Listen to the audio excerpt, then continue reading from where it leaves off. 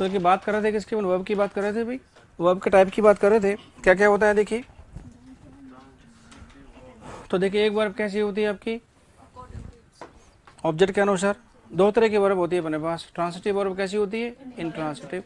Transitive verb के तीन part होते हैं, कौन कौन सी, मोनो, डाई और क्या होता है आपका कॉम्प्लेक्स होता है। मोनो ट्रांसिटिव में क्या होता है आपके पास, एक ही ऑब्जेक्ट होता है, कभी नाउन कभी क्या होगा प्रोनाउन। जब आप किसका होगा, हुम या व्हाट में से किसी एक का आंसर होगा आपका, ठीक बात है। और उसके बाद क्या होता है देखिए, डाई ट्रांसिटिव वर्ब होती है तो वहाँ दो ऑब्जेक्ट होते हैं अपने पास, कौन कौन से, ऑब्जेक्ट इनडायरेक्ट और क्या होता है आपका ऑब्जेक्ट डायरेक्ट। इनडायरेक्ट ऑब्जेक्ट किसका आंसर होता है, हुम का। डायरेक्ट किसका होता है, व्हाट का आंसर होता है, ठीक बात है। अभी दो ऑब्जेक्ट में पहला क्या माना आपने इनडायरेक्ट, दूसरा क्या माना आपने डायरेक्ट, लेकिन इन चाहो तो इनको अदला बदली कर सकते हैं। तब क्या होता है देखिए, वर्ब के बाद ऑब्जेक्ट डायरेक्ट आ सकता है, उसके बाद क्या लगा से इनडायरेक्ट। लेकिन ऑब्जेक्ट बदलने में क्या करना पड़ेगा आपको, कुछ एडजस्टमेंट करना पड़ेगा, और वो क्या होगा आपका प्रीपोजिशन होता है। वो कौन सा होता है, कभी टू और कभी होता है आपका फॉर, ठीक बात है। फॉर वाली क्रिया मैंने आपको लिखा दी, 5-7 क्रिया याद रखनी पड़ेगी आपको, और उनके अलावा क्या लगाना पड़ेगा आपको, टू। अच्छा, नॉर्मली मीनिंग क्या निकल के आता है, फॉर का के लिए का अर्थ होता है ना, तो कुछ क्रिया लिखी थी अपन ने, buy, purchase, bring, fetch, cook, make, prepare, build etcetera. उनमें क्या होता है, ऑब्जेक्ट बदलने पर क्या लगाना पड़ता है आपको, फॉर। बाकी में क्या चाहिए आपको, टू चाहिए, ठीक बात है। अब आपको सेंटेंस लिखने थे मेरे ख्याल से ना, तो कहाँ छोड़ी थी बात अपने। अच्छा, डाई ट्रांसिटिव वर्ब से दो पैसिव वॉइस बना सकते हैं, कोई दिक्कत ही नहीं है, ठीक है। अब लिखो जरा सेंटेंसेस। अब पता करना है कि वर्ब आपकी डाई ट्रांसिटिव रेगुलर यूज में है या फिर ऑब्जेक्ट आपस में क्या है, बदले हुए हैं, वो पता करके बताना आपको, ठीक है ना।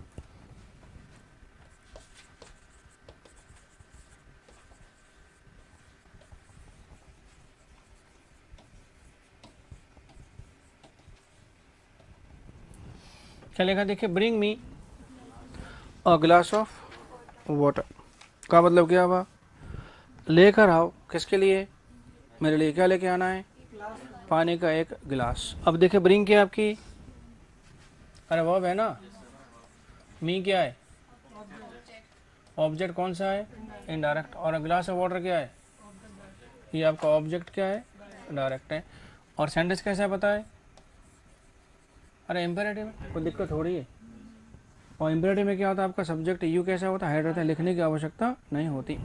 अब देखिए इसमें क्या आपको फॉर दिख रहा है क्या, नहीं दिख रहा है, फिर भी हिंदी करते समय ये के लिए का अर्थ देगा आपको। तो ऑब्जेक्ट जब रेगुलर यूज में होते हैं, पहला कौन सा होता है इनडायरेक्ट, दूसरा कौन सा होता है डायरेक्ट। हिंदी अनुवाद करते समय कभी कभी आपको के लिए यूज करना पड़ सकता है, अदरवाइज मीनिंग आपके समझ में नहीं आएगा। तो इसका मीनिंग क्या निकलेगा, ब्रिंग का मीनिंग क्या हुआ, लेकर आओ किसके लिए, मेरे लिखा लेके आना है, पानी का एक गिलास। अब इनकी अदला बदली हो सकती है कि नहीं, बिल्कुल हो सकती है। तो पहले क्या करेंगे आप, तो देखिए ब्रिंग क्या लेके आना है, अ ग्लास ऑफ वाटर किसके लिए, फॉर में। अब यहाँ क्या हुआ देखिए, ब्रिंग आपकी वर्ब है, अ ग्लास ऑफ वाटर क्या है, ऑब्जेक्ट डायरेक्ट, फॉर क्या होगा आपका प्रेपोजिशन, इसके बाद क्या होगा आपका ऑब्जेक्ट इनडायरेक्ट। और दोनों का मीनिंग क्या है, सेम है। तो देखिए मीनिंग में कोई फर्क नहीं पड़ता है, सिर्फ लिखा जा सकता है, ऑब्जेक्ट को आपस में अदला बदली करते हैं। जब वर्ब कैसी होती है, डाई ट्रांसिटिव होती है। और डाई ट्रांसिटिव वर्ब होने पे आप दो पैसिव्स बना सकते हैं, कभी ऑब्जेक्ट डायरेक्ट और कभी कैसे ऑब्जेक्ट डायरेक्ट से, कोई दिक्कत ही नहीं। इसका डिस्कस कर लेंगे जरूरत पड़ने पर। फिर देखिए सेंटेंस,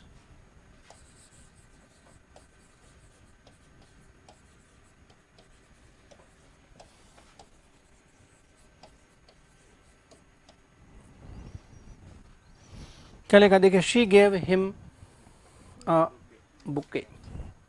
अब देखिए शी क्या है, सब्जेक्ट है, होता ही सब्जेक्ट है, चाहे यूज करो चाहे मत करो। तो शी क्या हो गया आपका सब्जेक्ट, गेव क्या होगी आपकी वर्ब, हिम क्या है ऑब्जेक्ट इनडायरेक्ट, और ये क्या होगा आपका ऑब्जेक्ट डायरेक्ट।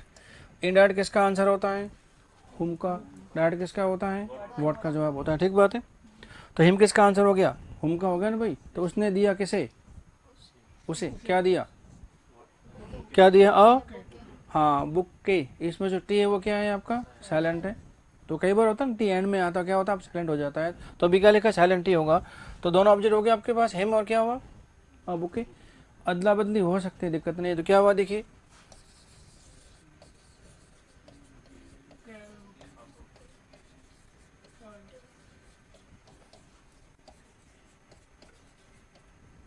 अब देखिए गिव जो क्रिया हमारी उस कैटेगरी में नहीं आती फॉर वाले में, क्या लगाना पड़ा आपको, टू यूज करना पड़ा, ठीक है ना। तो बात वो की वही है, शी क्या हो गया आपका सब्जेक्ट, केव हो गया आपकी वर्ब, ई हो गया आपका ऑब्जेक्ट डायरेक्ट, टू आपका हो गया प्रेपोजिशन, और हिम क्या हो गया ऑब्जेक्ट इनडायरेक्ट हो गया। मीनिंग क्या है, सेम। इस तरह से ऑब्जेक्ट की अदला बदली हो सकती है, कोई इश्यूज ही नहीं है।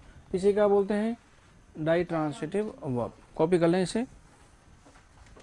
तो देखिए एक ही वर्ब को आवश्यकता अनुसार अलग अलग ढंग से यूज किया जा सकता है। तो देखिए ऑब्जेक्ट कैन भी क्या होगा इंटरचेंज्ड, और आके आप पढ़ेंगे सेंटेंस पैटर्न तभी आएंगे, आपके ध्यान रखना। कितने होते हैं बेसिक सेंटेंस पैटर्न, कितने होते हैं आपके पास, बेसिक सेंटेंस पैटर्न कितने वाक्य बन के आते हैं, नहीं वो तो वर्ब पैटर्न है, सेंटेंस पैटर्न की बात कर रहा हूँ, जिसको बोलते हैं बेसिक पैटर्न कितने हैं टोटल है, ये तो आ चुका क्वेश्चन। अरे 9 होते हैं भाई, कितने होते हैं। और वर्ब को यदि आपने समझ लिया, इस तरह मैं समझा रहा हूँ, तो आपके पैटर्न आपको अलग से पढ़ने की जरूरत ही नहीं पड़ेगी, बहुत ईजी है।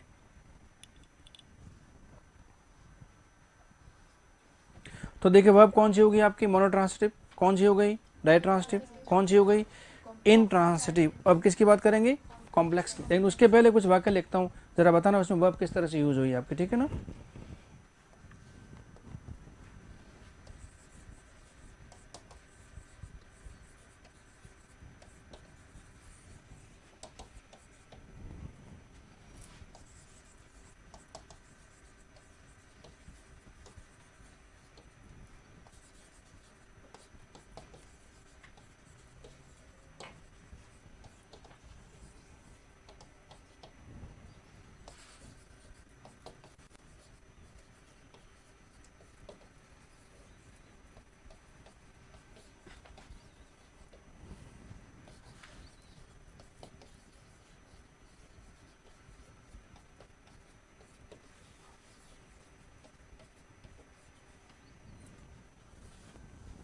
कॉपी कर लें और बताएं इसे वर्ब किस तरह से यूज हुई आपकी। देख सकते हैं भाई, शी क्या हो गया आपका सब्जेक्ट है, टीचर्स क्या हो गई, कौन सी वर्ब है, फाइनाइट है कि नहीं भाई, कैसी है, सिंगुलर है, ठीक है। और क्या लिखा है इंग्लिश, किसका आंसर है।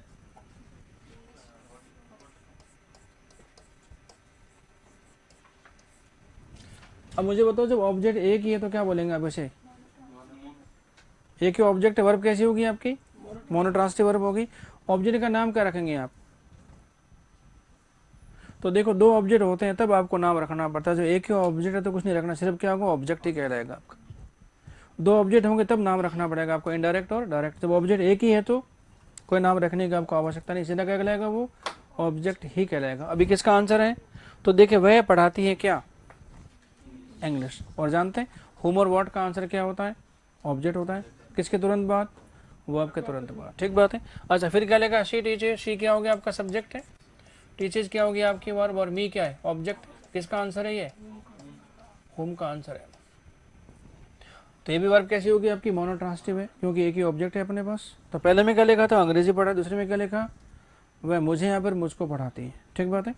अच्छा फिर क्या लिखा, शी टीचर्स मी इंग्लिश। अब क्या हुआ, अब देखिए 2 ऑब्जेक्ट आ गए ना अपने पास, और 2 ऑब्जेक्ट है तो फिर नाम देना पड़ेगा आपको, क्या होगा ऑब्जेक्ट, और क्या होगा आपका ऑब्जेक्ट डायरेक्ट। वर्ब कैसी होगी आपकी डायट्रांसिटिव, और सब्जेक्ट आपको दिया हुआ है, ठीक है। अब क्या क्या यहाँ पे देखिए ऑब्जेक्ट बदले आपस में, इंग्लिश टू, ऑब्जेक्ट क्या हो गया आपका डायरेक्ट है, ये क्या होगा आपका ऑब्जेक्ट इनडायरेक्ट, ये आपकी वर्ब है, ये आपका सब्जेक्ट है, और दोनों का मीनिंग क्या है सेम है, क्या क्या सिर्फ लिखने का ढंग बदला है, ठीक है। अच्छा फिर क्या लिखा है, शी टीचर्स इन इंग्लिश। अब देखिए वह पढ़ाती है, क्या आगे लिखे, आगे लिखा इन इंग्लिश, ये किसका जवाब है, ये तो हाउ का जवाब है, और हाउ का जवाब कभी ऑब्जेक्ट बनता ही नहीं है, तो वर्ब कैसी हो गई इंट्रांसिटिव वर्ब हो गई।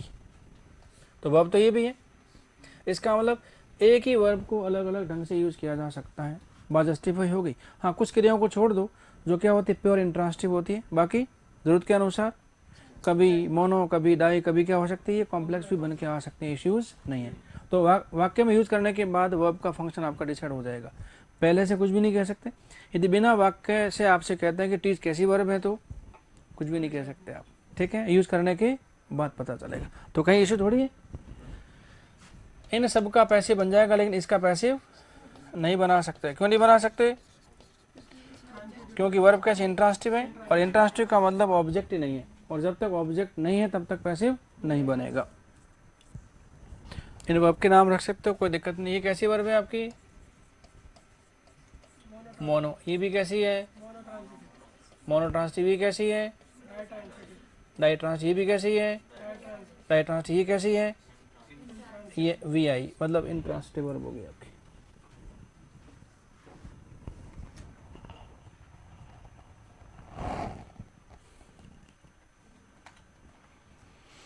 इसका इंग्लिश में सब कुछ यूज पे डिपेंड करेगा आपका, ठीक बात है, यूज होने के बाद कह पाएंगे उसके बारे में कुछ।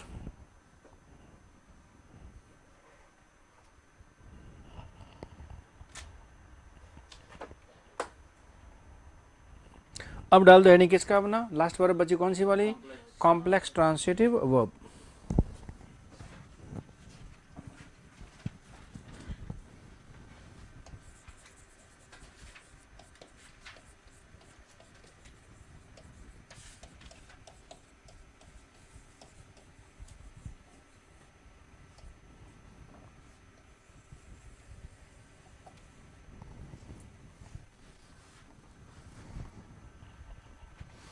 इसे बोलते हैं क्या, क्या बोलते हैं इसे? इसको बोलते हैं मिश्रित क्रिया बोलते हैं, जिसमें होता क्या है। तो पहले मैं बताता हूँ आपको सेंटेंस का स्ट्रक्चर, फिर इसका पूरा खुलासा करते हैं।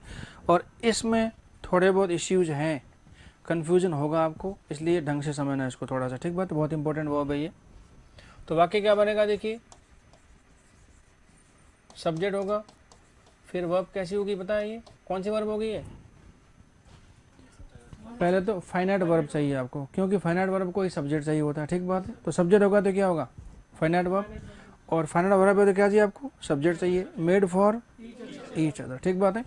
अच्छा, अब ये वर्ब कैसी होगी? तो फाइनाइट तो ये हो गई, अब कैसी वर्ब मान रहे हैं इसे आप? कॉम्प्लेक्स ट्रांसिटिव वर्ब इसे मान रहे हैं। तो पहले क्या मांगती फिर ये? तो पहले मांगता है ये क्या? ऑब्जेक्ट। फिर क्या मांगेगा ये?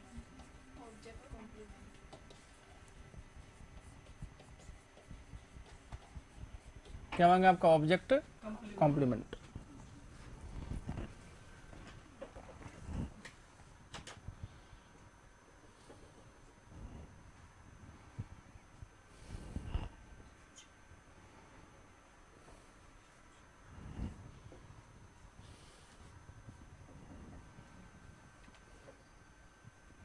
तो देखिए, पहले जस्टिफाई करते हैं कि आपकी कॉम्प्लेक्स ट्रांसिटिव वर्ब होती क्या है। तो ऐसी वर्ब जो क्या मांगती हैं? ऑब्जेक्ट। और क्या मांगती है? Object complement. ऐसी वर्ब क्या होती है आपकी? हाँ, कॉम्प्लेक्स ट्रांसिटिव वर्ब होती है। लिखिए नोट करके।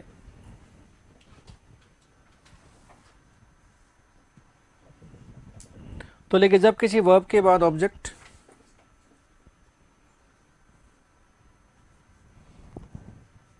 जब किसी वर्ब के बाद ऑब्जेक्ट और ऑब्जेक्ट के बाद ऑब्जेक्ट कॉम्प्लीमेंट यूज होता है, तो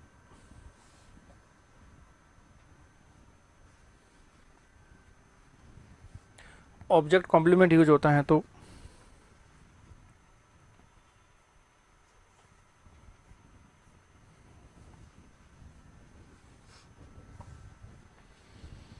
तो वे वर्ब कॉम्प्लेक्स ट्रांसिटिव वर्ब होती।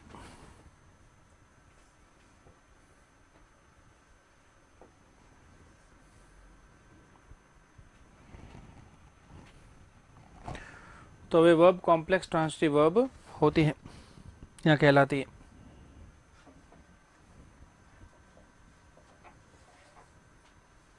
अब बताओ ऑब्जेक्ट कॉम्प्लीमेंट यूज कहाँ होगा आपका?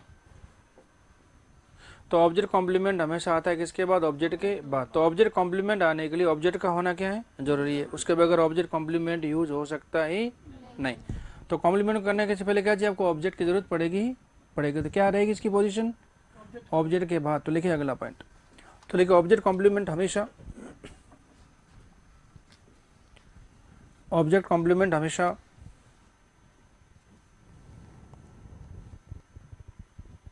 हमेशा ऑब्जेक्ट के तुरंत बाद यूज होता है।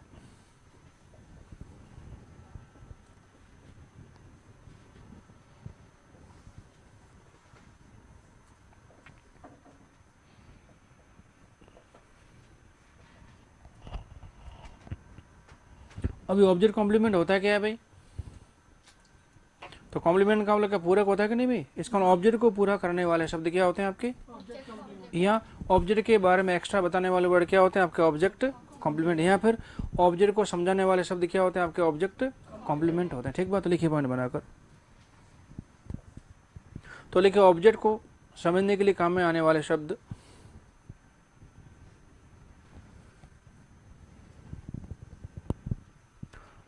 ऑब्जेक्ट को समझने के लिए काम में आने वाले शब्द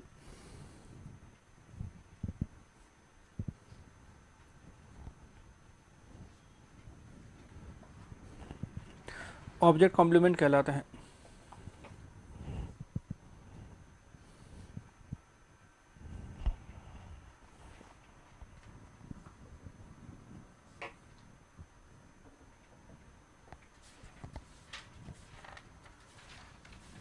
ठीक है, अब लिखना नहीं है, जरा समझना थोड़ा सा। देखिए लिखाऊंगा बाद में मैं आपको।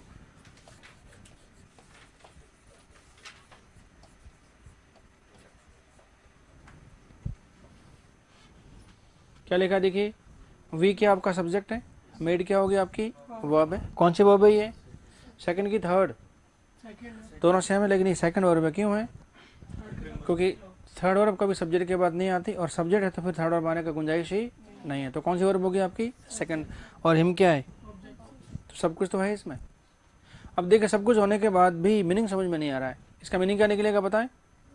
हमने उसे बनाया। अब एक सवाल तो पैदा होता है कि क्या बनाए। अब बताइए इसमें क्या समझ में नहीं आ रहा? आपका भी समझ में नहीं आ रहा है कि मेड नहीं आ रहा है कि हिम नहीं आ रहा है? इसमें आपको हिम समझ में नहीं आ रहा है कि हिम को क्या बनाया असल में, ही बताओ। तो इसको पूरा करते हैं जरा। We made him monitor. कहते हैं आ गया समझ में। अब बताएं यहाँ पे मॉनिटर कौन है? अरे मॉनिटर कौन है यहाँ पे? हिम है। और हिम क्या है? दोनों पूरा करें एक दूसरे को। तो ऑब्जेक्ट को पूरा करने वाले शब्द क्या होते हैं आपके? ऑब्जेक्ट कॉम्प्लीमेंट है। तो हिम तो क्या होगा आपका? ऑब्जेक्ट है ही। और मॉनिटर क्या है? ऑब्जेक्ट कॉम्प्लीमेंट है। अब बताइए मॉनिटर क्या? नाउन है कि प्रोनाउन है कि एडजेक्टिव के वर्ब के एडवर्ब क्या है ये? नहीं, मॉनिटर ऑब्जेक्ट तो है हिम, मॉनिटर आपका ऑब्जेक्ट कॉम्प्लीमेंट है। अभी मॉनिटर है क्या? नाउन है कि प्रोनाउन है कि वर्ब है कि एडजेक्टिव क्या है ये? अरे नाउन है। इसका ऑब्जेक्ट कॉम्प्लीमेंट कौन बन सकता है आपका? नाउन। तो सवाल पैदा होता है कि ऑब्जेक्ट कॉम्प्लीमेंट के रूप में क्या क्या चीज़ें यूज हो सकती है, इसकी जानकारी होना बेहद ज़रूरी है। तो अगला पॉइंट क्या बनेगा? तो ऑब्जेक्ट कॉम्प्लीमेंट के रूप में क्या क्या चीज़ें आ सकती है, इसको एक बार खुलासा करते हैं, फिर वाक्य बनाते हैं। तो इसे लिखना नहीं, अभी मिटा देता हूँ, लिखे नोट बनाकर।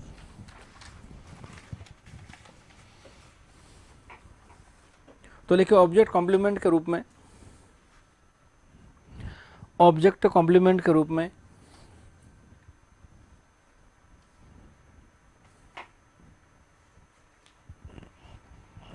ऑब्जेक्ट कॉम्प्लीमेंट के रूप में नाउन,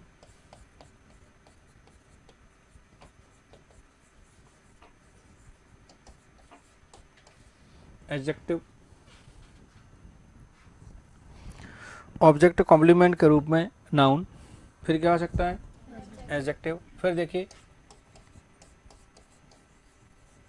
फोर्थ वर्ब क्या हो सकती है? Fifth verb. और क्या हो सकती है?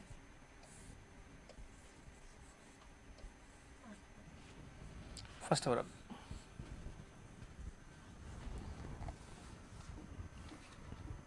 तो देखिए ऑब्जेक्ट कॉम्प्लीमेंट के रूप में noun, adjective, fourth verb, fifth और कौन सी आ सकती है आपकी? फर्स्ट वर्ब यूज हो सकती है। और ये कहाँ मिलेंगे पता है? ये मिलेगा आपको ऑब्जेक्ट के बाद। तो ऑब्जेक्ट के बाद क्या मिलता है आपको? नाउन। क्या मिलता है? एडजेक्टिव। और क्या मिलता है? वर्ब की फॉर्म कौन सी? अरे कभी फोर्थ, कभी फिफ्थ, और कभी कौन सी मिल सकती है आपको?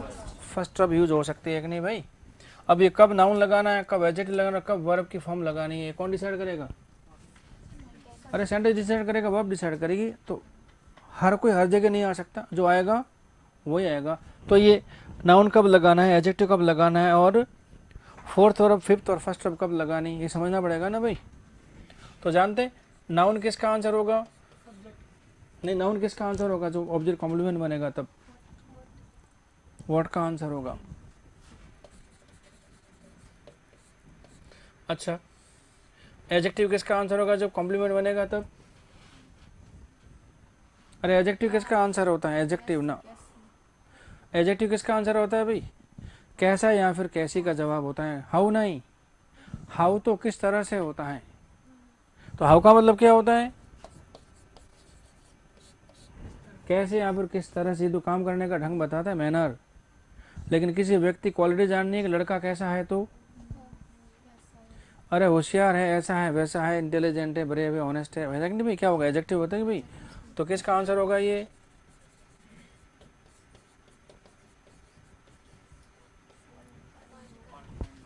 तो ऑब्जेक्ट कॉम्प्लीमेंट यदि आपका नाउन बनता है तो किसका आंसर होगा ये? व्हाट का। ऑब्जेक्ट कॉम्प्लीमेंट एडजेक्टिव बनता है तो किसका आंसर होगा ये? व्हाट काइंड ऑफ का जवाब होगा। हिंदी में क्या बोलता है इसे? कैसा या कैसी, या फिर किस प्रकार का। तो किस प्रकार का बोलने की वजह क्या बोलते हैं? कैसा या फिर कैसी, ठीक बात है। और उसके बाद क्या होगा देखिए, अब देखिए वर्ब किसी का जवाब नहीं होती, तो अब देखा होगा आपने, वर्ब क्या होती है? सिर्फ वर्ब होती है। तो मुझे बताओ काम कौन करता है, सब्जेक्ट की ऑब्जेक्ट?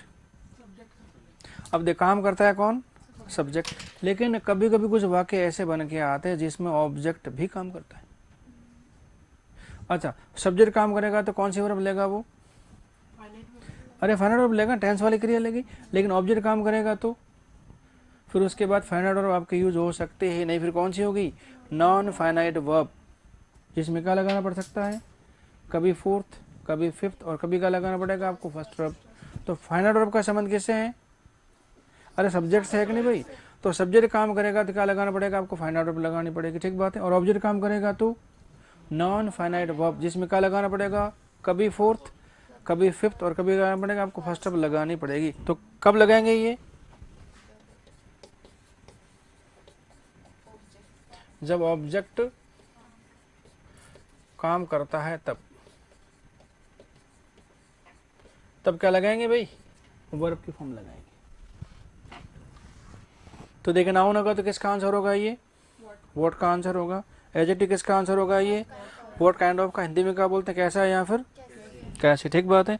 और ऑब्जेक्ट काम करेगा तो क्या होगा फिर आपका? फोर्थ वर्ब, जिसको बोलते हैं आईएनजी वर्ब। यहाँ हो जाएगा टू फर्स्ट वर्ब, यहाँ क्या लगाना पड़ेगा आपको? फर्स्ट वर्ब खुद लगानी पड़ सकती है। और फर्स्ट वर्ब के बारे में बताया मैंने आपको, फाइनाइट भी होती है। और अच्छा, फर्स्ट वर्ब कहाँ थी आपके? सब्जेक्ट के बाद तो फाइनाइट वर्ब है, और ऑब्जेक्ट के बाद आ गई तो नॉन फाइनाइट, क्या हो जाएगी? बेयर इन्फिनिटिव जिसे बोलते हैं। पिछली वाली बातें भाई साहब थोड़ा प्रॉपरली क्या करना पड़ेगा आपको? रिवाइज करना बनता है, याद करना पड़ेगा। तो कॉम्प्लीमेंट क्या होता है आपका? नाउन होगा तो किसका आंसर होगा ये? व्हाट का। कॉम्प्लीमेंट क्या होगा आपका? एडजेक्टिव, किसका आंसर होगा आपका? और ऑब्जेक्ट काम करेगा तो क्या होगा आपका भाई? ये फोर्थ वर्ब लेगा, या फिर क्या लेगा आपका? ये फिफ्थ, और क्या लेगा आपका? फर्स्ट वर्ब लेगा। तो यहाँ पे कुछ करिए आपको अलग से याद करनी पड़ेगी, और वो आज ही करनी पड़ेगी। जैसे गणित में फॉर्मूला याद करते कि नहीं भाई, तो यहाँ पे कुछ चीज़ें आपको अभी से याद रखनी पड़ेगी, और आज ही, कल नहीं, क्योंकि टुमारो नेवर कम्स। तो आज लिखवाने के बाद आप घर जाके क्या कर लेंगे? इनको 2-4 बार लिख लेंगे, याद कर लेंगे ना, ठीक है ना। अच्छा, अब लिखो जरा सेंटेंस। तो पहले किसका लिखते हैं सेंटेंस? नाउन का। फिर किसका लिखते हैं? एडजेक्टिव का। फिर बात करते हैं किसकी? ऑब्जेक्ट काम करेगा तो उसको अलग से हाईलाइट करेंगे थोड़ा सा, ठीक बात है। तो लिखो जरा सेंटेंस।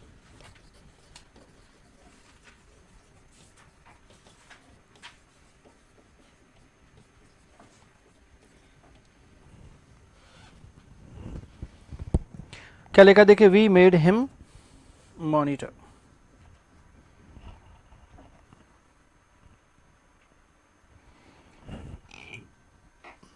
तो देखिए वी क्या हो गया? मेड क्या होगी आपकी? वर्ब। हिम क्या है? ऑब्जेक्ट। और मॉनिटर क्या है?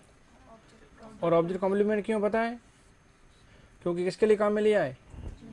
हिम के लिए काम में लिया है। और जो चीज़ किसके लिए काम में आती है? ऑब्जेक्ट के लिए। क्या होती है आपकी? Object complement. अब बताओ किसका आंसर है ये? ये आपका नाउन हो गया, आपका ऑब्जेक्ट कॉम्प्लीमेंट।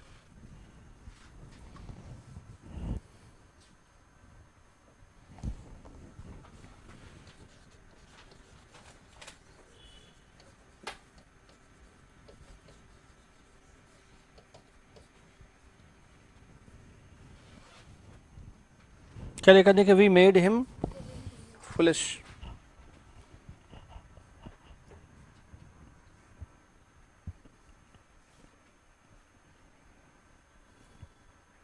अब देखिए वी क्या है? सब्जेक्ट। मेड क्या होगी आपकी? वर्ब। हिम क्या है? अब मुझे बताओ फुलिश वर्ड किसके लिए काम में लिया है? ये किसके लिए काम में लिया है? नहीं, किसके लिए काम में लिया है? ऑब्जेक्ट हिम के लिए काम में लिया है। और जो शब्द किसके लिए काम में आते हैं? ऑब्जेक्ट के लिए। क्या होता है आपका? Object complement. अब बताओ फुलिश क्या वर्ड है? एडजेक्टिव है, नाउन है, क्या है ये? It's an adjective. तो ISS वाले शब्द क्या होते हैं आपके? एडजेक्टिव होते हैं। और वैसे भी किसी के बारे में बता रहे ना एक्स्ट्रा। हाँ, क्या बोलते हैं? देखिए फुलिश पर्सन, इसका मतलब आदमी कैसा है? फुलिश डॉग, कुत्ता कैसा है? फुलिश डंकी, डंकी कैसा है? अरे फुलिश हो गया ना भाई। तो फुलिश क्या आपका एडजेक्टिव है कि नहीं भाई? तो ये बना आपका ऑब्जेक्ट कॉम्प्लीमेंट। और क्या है ये? एडजेक्टिव है। किसका आंसर है? व्हाट काइंड ऑफ, यहाँ कैसा है, यहाँ फिर कैसी का आंसर है ये।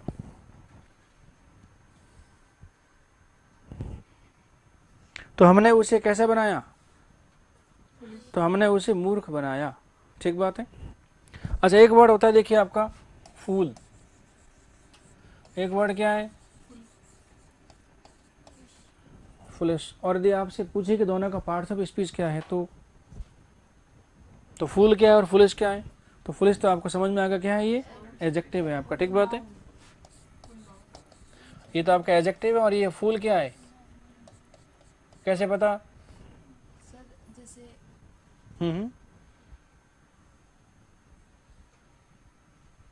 हाँ बताएं, अपनी बात को बताएं।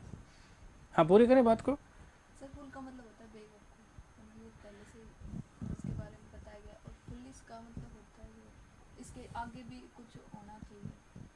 भाई मीनिंग तो आप एक जैसे बता रहे हैं इनके। फिर भाई पुलिस का मतलब बेवकूफ़ और फूल का मतलब या बेवकूफ़ बता रहे, तो दोनों एडजेक्टिव ही हैं। तो भाई बेवकूफ़ नाउन थोड़ी होता है, एडजेक्टिव है आपका, हिंदी का एडजेक्टिव है। सर इसके लिए कि पुलिस कौन है, कौन है ऐसा कुछ मांगता है। अच्छा, फूल कौन है, पुलिस कौन है, तब भी वही बात है। तो अब इसका मीनिंग देखना पड़ेगा आपको हिंदी में एक बार। ठीक है। जानते फूल का मतलब क्या होता है? इसका मतलब होता है मूर्ख व्यक्ति। मूर्खता तो फुलिशनेस एब्स्ट्रैक्ट नाउन हो जाएगा, वो नहीं है अभी। तो फूल का मतलब क्या होता है? मूर्ख व्यक्ति। और व्यक्ति साथ में आने की वजह से क्या है, ये नाउन है। तो इसका मतलब मूर्ख नहीं होता है। इसका मतलब क्या होता है? मूर्ख व्यक्ति है, क्या होता है? बेवकूफ व्यक्ति होता है। इसका मतलब फूल वर्ड सर्वाधिकार सुरक्षित है। किसके लिए आएगा? सिर्फ इंसान के लिए ही आएगा। और फुलिश किसी के लिए भी आ सकता है जरूरत के अनुसार। तो क्या हुआ? तो फुलिश का मतलब होता है मूर्ख और फूल का मतलब होता है मूर्ख व्यक्ति। ये पता होना जरूरी है। ठीक बात है। तो लिख दो फूल का मतलब और फुलिश का मतलब। तो देखिए अपने क्या लिखा? ऑब्जेक्ट कॉम्प्लीमेंट क्या होगा आपका? नाउन हो गया भाई। और क्या बना यहाँ पे? एडजेक्टिव। अब बात करते हैं कि कभी कभी क्या करता है भाई, ऑब्जेक्ट काम करेगा तो ऑब्जेक्ट के बाद कौन सी वर्ब लगानी पड़ेगी आपको? Non finite verb. और क्या बन के आती है? वो ऑब्जेक्ट कॉम्प्लीमेंट। तो अब लिखो अलग से एक नोट करके।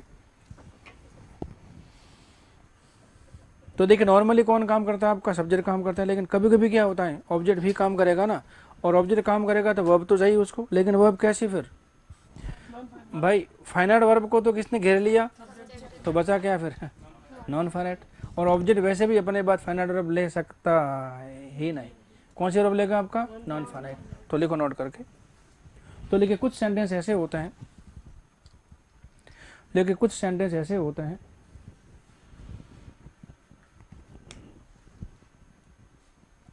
जिनमें ऑब्जेक्ट काम करता है।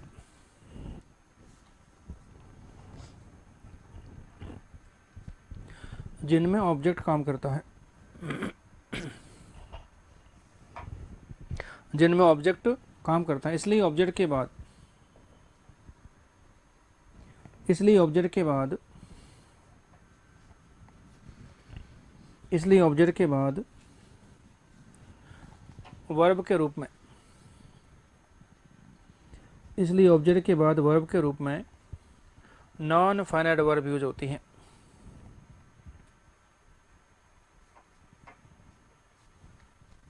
क्या होती हैं? नॉन फाइनाइट वर्ब यूज होती हैं।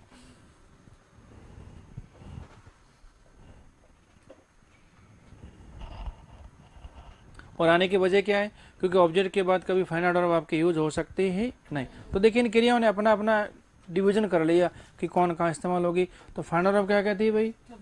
कि वो तो आएगी सब्जेक्ट के साथ, सब्जेक्ट के अनुसार। और बाकी बची क्या हुआ? वो सब्जेक्ट के साथ यूज नहीं हो सकती। बाकी जरूरत के अनुसार कहीं भी आप यूज कर सकते हो, उस पर रोक टोक ही नहीं है। ठीक बात है।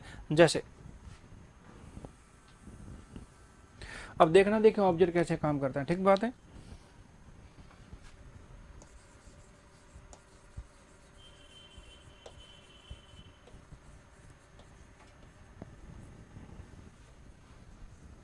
क्या लिखा देखिए, शी मेड मी रन, कौन सी वर्ब है ये,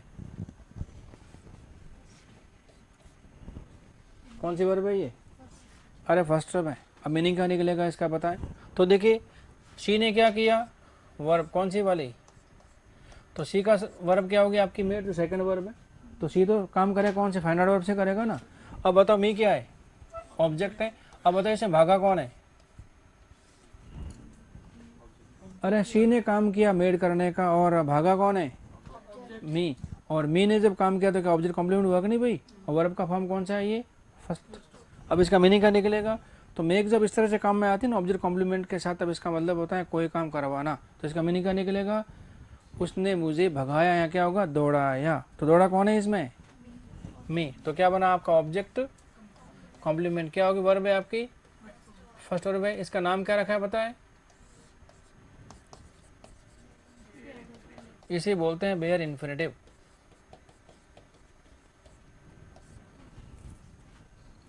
तो ऑब्जेक्ट काम करेगा तो क्या होगा आपका, ऑब्जेक्ट कॉम्प्लीमेंट चाहिए ना, किस रूप में चाहिए, वर्ब के रूप में। और वर्ब कौन सी होगी, नॉन फाइनल वर्ब, जिसमें तीन तरह के वर्ब अपने पास, फोर्थ, फिफ्थ और कौन सी होगी, फर्स्ट। फिर देखिए अगला सेंटेंस,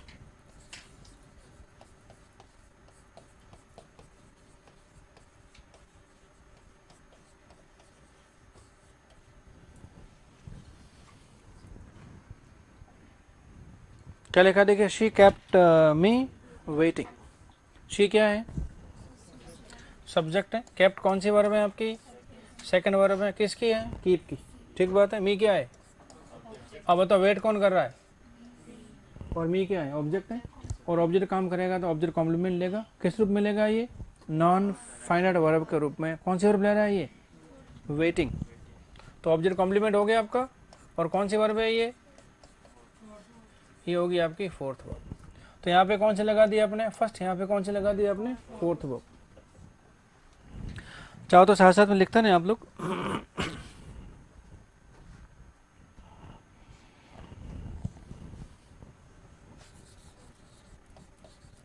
एक सेंटेंस और देख लीजिए, देखिए शी,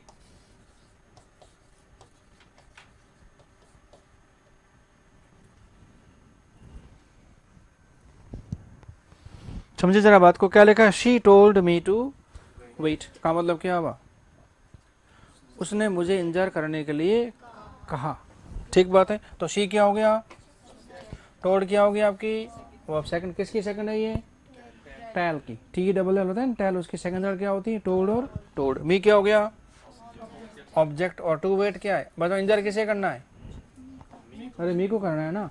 और जब मी काम करेगा तो क्या लेगा, ऑब्जेक्ट कॉम्प्लीमेंट लेगा।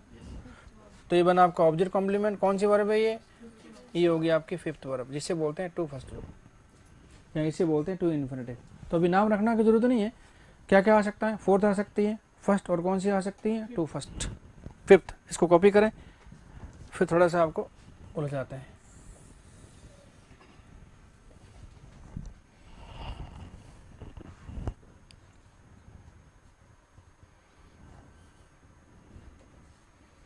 इंग्लिश का अखबार पढ़ते हैं आप लोग, क्या बात कर रहे हो सर।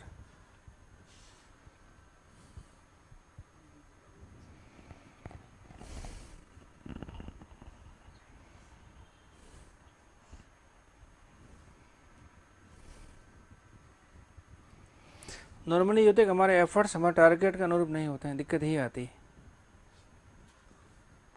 भाई। जब इंग्लिश स्वीकार ही कर लिया है तो फिर तो इस जुड़ी बातें सारी पता होनी चाहिए कि नहीं है। जरूरी नहीं भारी भरकम अखबार पढ़ो, नन्ना मुन्ना ही पढ़ लो, कोई दिक्कत नहीं।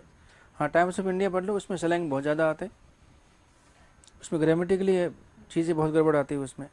सबसे बढ़िया अखबार होता है द हिंदू, लेकिन थोड़ा भारी भरकम भी होता है, महंगा भी है थोड़ा सा वो, हाँ बहुत भारी है। तो कोई, हाँ वो ठीक है, चल जाएगा, कोई दिक्कत नहीं है।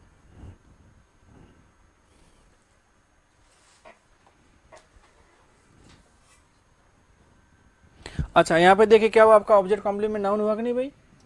यहाँ पे क्या हो गया आपका, एडजेक्टिव। तो देखिए नाउन एडजेक्टिव में साफ सुथरा अंतर है क्या, कि नाउन किसका आंसर होगा आपका व्हाट का, एडजेक्टिव किसका आंसर होगा आपका व्हाट काइंड ऑफ का। यहाँ कंफ्यूजन नहीं है, कंफ्यूजन किधर है, यहाँ पे कंफ्यूजन है। अच्छा ये सेंटेंस किसने लिखा, अरे मैंने लिखा, आपने क्या किया, हाँ इसको हिंदी बोल नकल की है, कॉपी तो अच्छा लगता है थोड़ा सा, नकल की, ठीक बात है। मैंने क्या लिखा रन, आपने भी क्या लिखा है यहाँ पे रन, ठीक है। और मैं लिखता ना भी रनिंग, तो आप भी क्या लिखते रनिंग। मैं लिखता टू रन, तो आप भी क्या लिखते टू रन। सवाल ही पैदा नहीं करते आप, क्यों, कि पता ही नहीं है ना तो कैसे पता, हाँ तो वही तो करें, मैं लिखता तो फिर आप क्या करते, कॉपी तो वही करते ना। नहीं नहीं, अभी मैंने क्या लिखा रन, तो आपने क्या लिखा है रन। मैंने लिखा हो तो रनिंग, तो आप भी क्या करते हैं उसको, आप बिना सवाल पूछे क्या लिखते हैं, इसको रनिंग ही लिखते, ठीक बात है। अच्छा मैं लिखता है यहाँ पे टू रन, तो आप भी क्या लिखते टू रन, सवाल नहीं करते, क्योंकि आपको पता नहीं कब लगाना है, फर्स्ट कब लगाना है, टू फर्स्ट कब लगाना है, एनजी आपको पता है नहीं। आपने सिर्फ अभी क्या किया है, सिर्फ नकल की है, अब इसमें लगाएंगे अकल, ठीक है ना। अच्छा क्या लिखा है, शी केप्ट मी वेटिंग, अभी क्या लिखा है वेटिंग, आपने भी क्या लिखा है।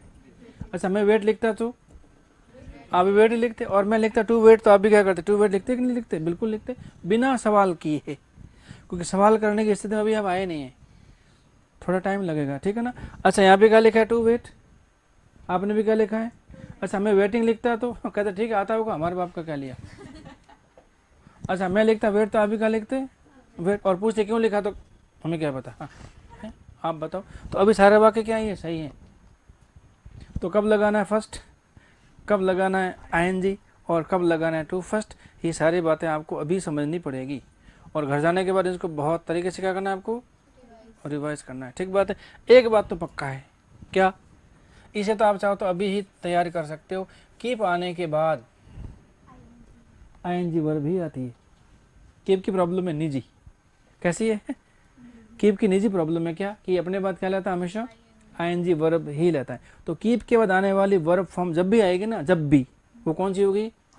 अच्छा हंसते रहो का मतलब क्या हुआ, हंसते रहो का मतलब, हाँ हंसते रहो, मुस्कुराते रहो नहीं, हाँ कीप लाफिंग, मुस्कुराते रहो तो क्या हुआ, कीप स्माइलिंग, करते रहो तो कीप डूइंग, भागते रहो तो कीप रनिंग, फिर कहाँ दिक्कत है, इसका मतलब कीप का तो झंझट खत्म हैगा। कीप के बाद तो क्या चाहिए आपको, ये सिर्फ कीप वर्ब की बात करें, बाकी बाद में देखेंगे। तो एक बात तो जस्टिफाई होगी भाई कि जहाँ भी कीप आएगा ना, तो उसके बाद तो आपको आईएनजी वर्ब ही लगानी पड़ेगी, बाकी आपके पास ऑप्शन ही नहीं है। तो keep verb is always followed by fourth of, और we can say ING verb. चाहो तो लिख लो इसको नोट बनाकर।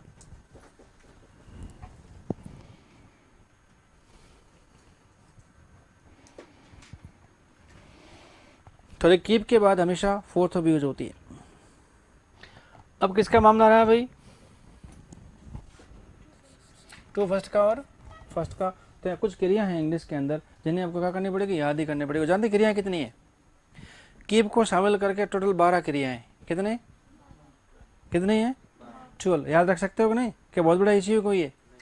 और क्रिया भी वो है जो आपको बहुत पहले से, और वीकेंड जन्मजात याद है आपको, भारी भरकम क्रिया नहीं, वो क्रिया जो आप रूटीन में यूज कर रहे होते हैं, बट इनको जब एग्जामिनेशन पॉइंट ऑफ व्यू से देखते हैं तो सारा मामला क्या होता है, गड़बड़ हो जाता है, बदल जाता है सारा का सारा मामला। तो अगला पॉइंट क्या बनेगा, तो कुछ क्रियाएं ऐसी होती हैं जिनके बाद ऑब्जेक्ट कॉम्प्लीमेंट, पहले सुन लीजिए, कुछ वर्ब ऐसी होती हैं जिनके बाद ऑब्जेक्ट कॉम्प्लीमेंट के रूप में क्या आता है, फर्स्ट वर्ब। यहाँ क्या आता है आपका आईएनजी वर्ब, यहाँ तो फर्स्ट भी आ सकता है फिर आईएनजी आ सकता है। और कुछ क्रियाएं ऐसी होती है जिनके बाद ऑब्जेक्ट कॉम्प्लीमेंट के रूप में सिर्फ और सिर्फ फर्स्ट वर्ब आती है, मतलब क्या आता है सिर्फ वेरी इन्फिनेटिव। और बाकी क्रियाओं के बाद क्या लगाना पड़ेगा आपको, टू फर्स्ट। इसका मतलब टू फर्स्ट लेने वाली क्रिया क्या है, बहुत ज़्यादा है, उनको आपको अलग से याद करने की आवश्यकता नहीं है। तो आपको वो क्रिया याद करनी है जिनके बाद क्या आता है ऑब्जेक्ट कॉम्प्लीमेंट के रूप में, या तो फर्स्ट, यहाँ क्या आता है आपका आईएनजी फॉर्म आता है। इन क्रियाओं को याद कर लो। अदर देन दीज है तो क्या लगाना पड़ेगा आपको, टू फर्स्ट लगाना पड़ेगा। और कीप का इश्यू समझ में आ गया मेरे ख्याल से, ठीक बात है। तब नोट बनता है, लिखिए। तो कुछ क्रियाएं ऐसी होती हैं, लिखिए, कुछ क्रियाएं ऐसी होती हैं जिनके बाद ऑब्जेक्ट कॉम्प्लीमेंट के रूप में, कुछ क्रियाएं ऐसी होती हैं जिनके बाद ऑब्जेक्ट कॉम्प्लीमेंट के रूप में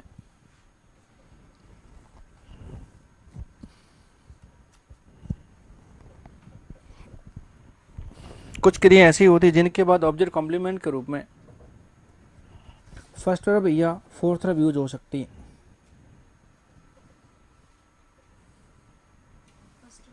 या फोर्थ वर्ब यूज हो सकती है, दोनों में से कोई भी लगा सकते हैं, कोई इश्यू नहीं है इसमें, ठीक बात है।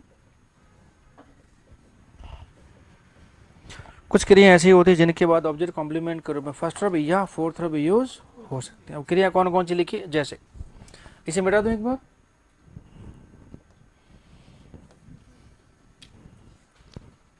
अब देखिए वर्ब कौन कौन सी है,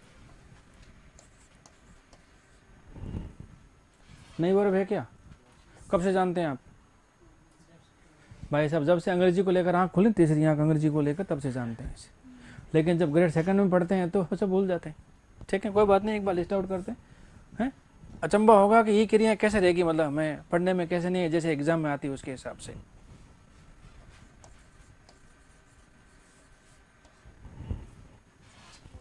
कब याद की थी आपने, कहते अब मत पूछो सर प्लीज, अब एक मतलब अलग तरह की फील आ रही है अभी है।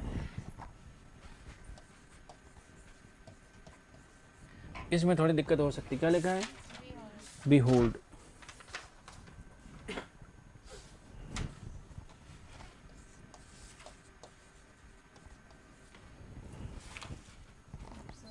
क्या है, ऑब्जर्व, ये तो पता है ना। हाँ, भले पहले नहीं पढ़ लेकिन पता है इसके बारे में, है कुछ वर्ब होती करके ये।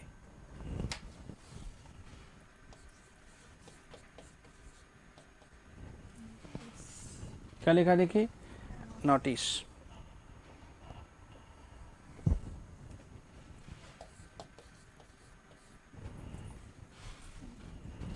क्या लिखे हैं, फील।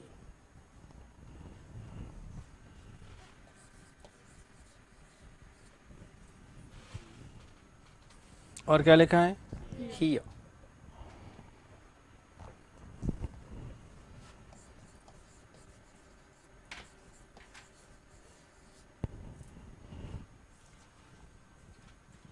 स्पेलिंग अलग है, दोनों का उच्चारण क्या है, सेम है। दोनों का फोनेटिक ट्रांसक्रिप्शन कैसा होगा, और सेम ही होगा। दोनों का उच्चारण क्या है, ही अ, मतलब हा में डिप्थोंग ई अ।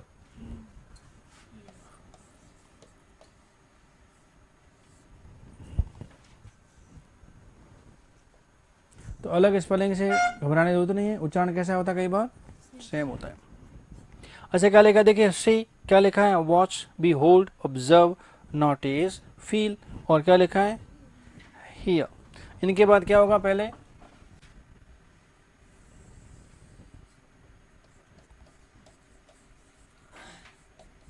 इनके बाद क्या होगा, ऑब्जेक्ट होगा।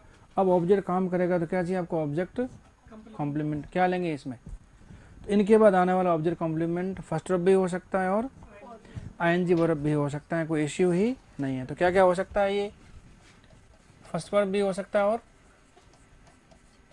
फोर्थ वर्ब भी हो सकता है, कोई इश्यू नहीं। और जानते होगा क्या ये होगा आपका ऑब्जेक्ट कॉम्प्लीमेंट। क्यों होगा, क्योंकि ऑब्जेक्ट काम करेगा यहाँ पे, और ऑब्जेक्ट काम करेगा तो कौन सी वर्ब लेगा, आपका नॉन फाइनाइट वर्ब लेगा, क्योंकि सब्जेक्ट कैसी वर्ब रहता है, फाइनाइट वर्ब लेता है।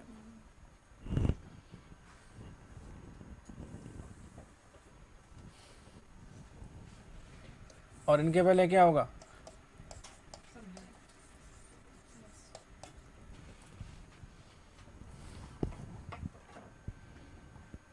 ये भी एक सेंटेंस पैटर्न है आपका एक, ठीक बात है।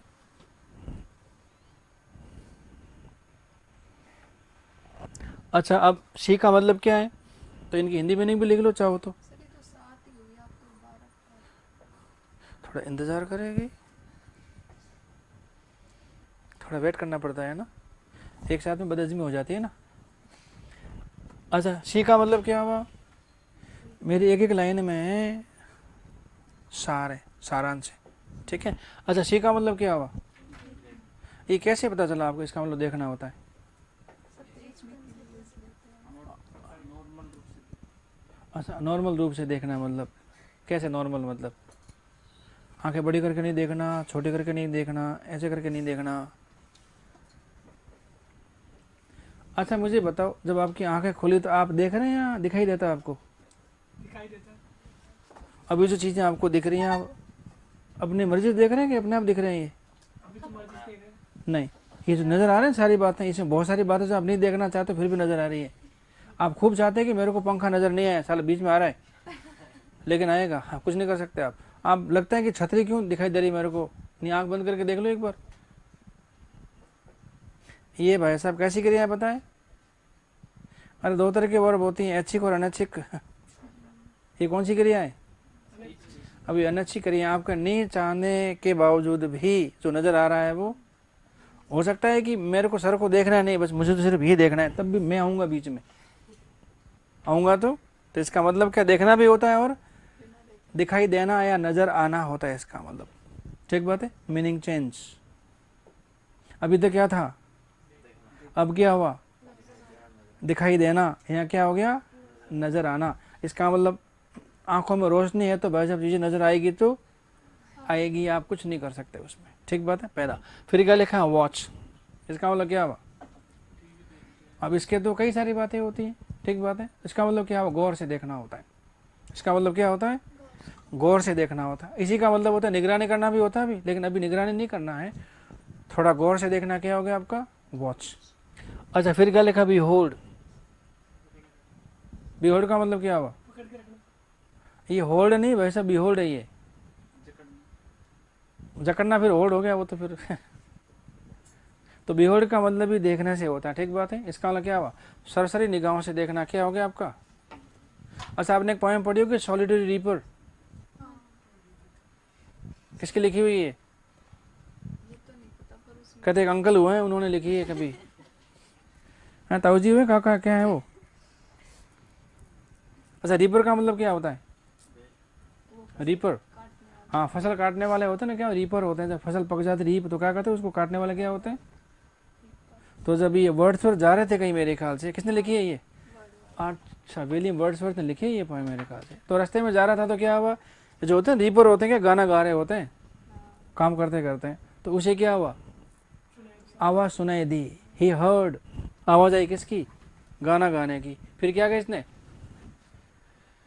क्या देखा, सरस निगाहों से देखा, और क्या नजर आई उसको, एक लड़की। कैसी थी वो, हाईलैंड लाश, मतलब क्या थी, पहाड़ी पर फसल काटती लाश थी। लाश का मतलब क्या हुआ, लाश नहीं है, छोरी। क्या है इसका मतलब, हाँ, तो एक छोरी नजर आई और क्या कर रही थी, वो कुछ गा रही थी। अब क्या गा रही थी वो सुनाई दे रहा था, मजा भी आ रहा था, लेकिन समझ नहीं आ रहा क्या गा रही है। तो ऐसा हमारे यहाँ पर भी होता है ना भाई, किसी और क्षेत्र का आदमी किसी और क्षेत्र में जाता है तो लग तो बढ़िया रहता है, लेकिन समझ में नहीं आता। ऐसा कुछ हो गया उसके साथ। तो बिहोल्ड का मीनिंग क्या हुआ, ससरी निगाहों से देखना होता है। ठीक बात है, जकड़ कर नहीं रखना है। अच्छा, ऑब्जर्व का मतलब क्या होता है, ऑब्जर्व, एक तो इसका मतलब होता है जैसे आप सर ग्रहण करना।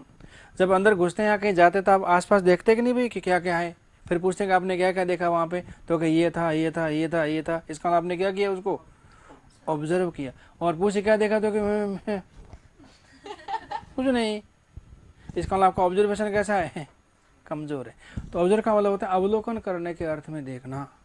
क्या होता है, अवलोकन करने के अर्थ में देखना। क्या हुआ आपका, ऑब्जर्व। फिर क्या लिखा है, नोटिस का मतलब क्या, सूचना है या सूचना देना है, नहीं। अच्छा, कई बार इसको बोलते भी, कहते मैं आजकल नोटिस कर रहा हूँ तेरे को, है तेरे तेवर बदले बदले से। तो नोटिस का मतलब क्या हुआ, नोटिस का मतलब, हाँ, सूचना नहीं, अभी ध्यान देने के अर्थ में देखना। कहते भाई साहब कुछ नोटिस करो, आप आसपास गड़बड़ हो रही है आपके। नोटिस का मीनिंग क्या हुआ, ध्यान देने के अर्थ में देखना। क्या हो गया, नोटिस। इसका मतलब there are many types of देखनास। देखना सी, देखना वॉच, देखना ऑब्जर्व, देखना बिहोल्ड। देखना क्या होगा, ऑब्जर्व। देखना क्या होगा आपका, नोटिस हो गया। ये अलग अलग तरह के हैं भाई। अरे देखना है कि नहीं भाई, ठीक बात है। अच्छा, फील का मीनिंग क्या हुआ, महसूस करना कि महसूस होना। नहीं, देख लो आप, तो देखिए महसूस अपने आप होता है भाई साहब, करते नहीं। नहीं, अभी यदि आप करते तो अभी ठंड महसूस करके दिखाओ एक बार, कहते हो है ही नहीं, कहाँ से आएगी भाई साहब। तो इसका मीनिंग क्या होता है, महसूस, यहाँ पर प्रतीत होना, लगने के अर्थ में इस्तेमाल होता है। ठीक बात है। अच्छा, हियर का मीनिंग क्या हुआ, सुनना या सुनाई देना? सुनाई देना। यदि भगवान ने दे रखे ना ये दोनों ही, ठीक है, तो आवाज आती क्या होती है? सुनाई देती है कि नहीं? अपने आप है, आप मर्जी सुनते हैं उसे अपने आप। अब जरा ध्यान दो, फैन की आवाज आ रही है इसमें? आ रही है? इसके पहले नहीं आ रही थी? ये आवाज तो यूं ही चल रही थी आपके, लेकिन आपको इसके बारे में जानकारी ही नहीं थी। अब मैंने क्या कहा, कहता अब इसे रोक लो, नहीं डाल दो ना कान में, डाल दो तब भी आएगी। तकिया डाल दो, ठूंस लो कुछ भी, तब भी आएगी। इसका मतलब आप अब क्या हो गए, चेतन हो गए। इसका मतलब जो दुनिया में बातें हो रही हैं, जो आवाज हो रही, सारे सुन लेते ना मर्जी से, तो भाई अब तक पागल हो गए होते। तो हम लोग वही चीजें ग्रहण करते हैं जो हमारे काम की है, मतलब की है। तो दिमाग बहुत शातिर है। अच्छा, जब गुरुवार का मेला लगता है कि नहीं, कितनी आवाज आती है बताओ? और मान लो सारी ग्रहण कर ली, तो शाम तक तो भाई साहब भेजा पक के तैयार, फ्राई होगा कि नहीं? लेकिन जिस काम से आप घर से निकले ना, वो यदि आवाज सुनाई देती है आपको, कहते आज खीरा लेके आएंगे यार, अच्छा लगता है ना, ठीक है, और बोला 5 रुपए किलो खीरा, कहते और खीरे में आपका इंटरेस्ट नहीं, तो बोले कितना खीरे की आवाज आ जाए भाई साहब, कोई लेना देना ही नहीं। तो इसका मीनिंग क्या होता है? सुनाई देना होता है। जो मर्जी से आप नहीं करते, और जो मर्जी से करेंगे वो फिर क्या होगा? तो वहां क्रिया बदलेगी आपकी, वो होता है लिसन। क्या होता है? तो लिसन कैसे करते हैं आप? मर्जी से। और हियर अपने आप होता है, यदि आपके कान ठीक हैं तो। कितनी बार होगी अपने पास? हुई कि नहीं हुई? इनके बाद क्या आ सकता है? ऑब्जेक्ट क्या आएगा आपका? ऑब्जेक्ट कॉम्प्लीमेंट क्या आएगा? फर्स्ट, यहाँ पर क्या आएगा आपका? फोर्थ। कोई दिक्कत है नहीं? वाक्य बाद में लिखते हैं। और एक नोट लिखिए,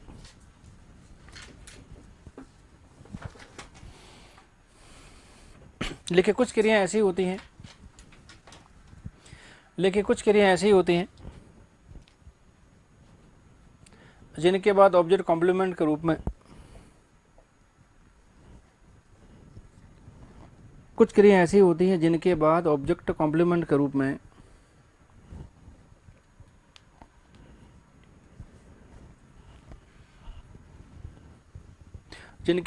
कॉम्प्लीमेंट के रूप में हमेशा फर्स्ट वर्ब यूज होती है।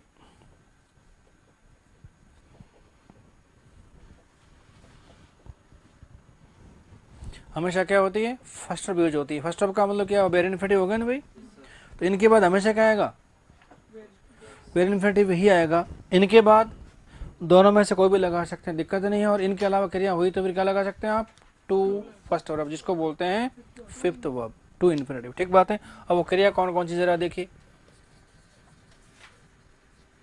तो क्या देखिए? मेक,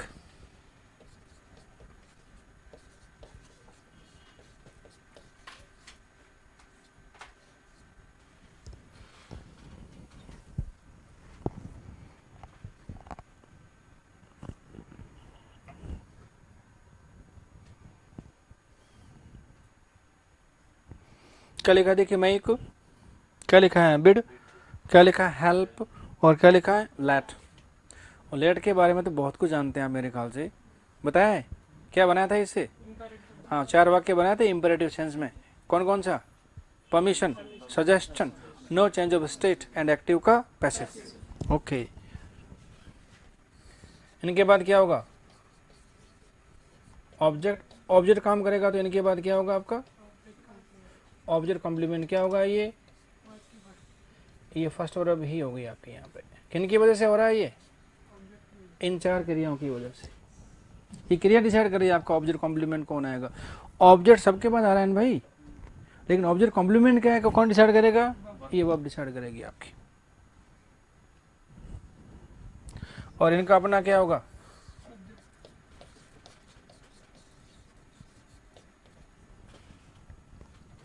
अब बताओ मेक का मतलब क्या है? तो मेक के तो अलग अलग मीनिंग हो सकता है कि नहीं? क्या? तो मेक का मीनिंग बनाना भी लिखा अपन ने पहले एक बार, लिखा है ना। और मेक का मीनिंग होता है कोई काम करवाना। इसका मीनिंग क्या निकलेगा? अभी कोई काम करवाना लिखना पड़ेगा इसका मीनिंग आपको। तो मेक का मतलब क्या निकले? कोई काम करवाना। बिड का मतलब क्या होता है? बोली नहीं लगा सकते यहाँ पे, नीलामी हो जाएगी आपकी। हाँ, बिड का मतलब क्या होता है? कहना होता है। क्या होता है इसका मतलब? कहना। हाँ लिखो, मैंने लिखो, कहना होता है इसका मतलब। कहते पता नहीं बदल दोगे भी तो। अच्छा फिर क्या लेगा? हेल्प का मीनिंग क्या हुआ? अब ये दिक्कत नहीं है इसमें, सहायता करना, मदद करना होता है, जो होता है, ठीक है ना। और लेट का मतलब क्या होता है? कोई काम होने देना। अरे पढ़ा लेट के बारे में, इसका मीनिंग क्या निकलेगा अभी? कोई काम होने देना। अच्छा लेट की फॉर्म क्या होती है? अरे तीनों सेम होती है ना, कोई दिक्कत थोड़ी है। मेक की फॉर्म आपको याद है, मेक से क्या होता है? मेड और मेड होता है। हेल्प से क्या होता है? हेल्प्ड, हेल्प्ड, अड नहीं ट, क्या होगा? हेल्प्ड। और क्या होगा आपका? हेल्प्ड। और फिर क्या लिखा? बिड की फॉर्म। हाँ, कैसी होती? सेम होती कि नहीं भाई? पक्का?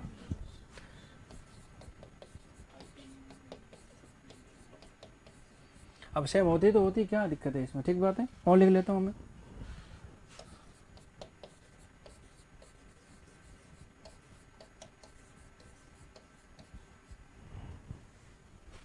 ध्यान रखना पड़ेगा, दिक्कत है इसमें।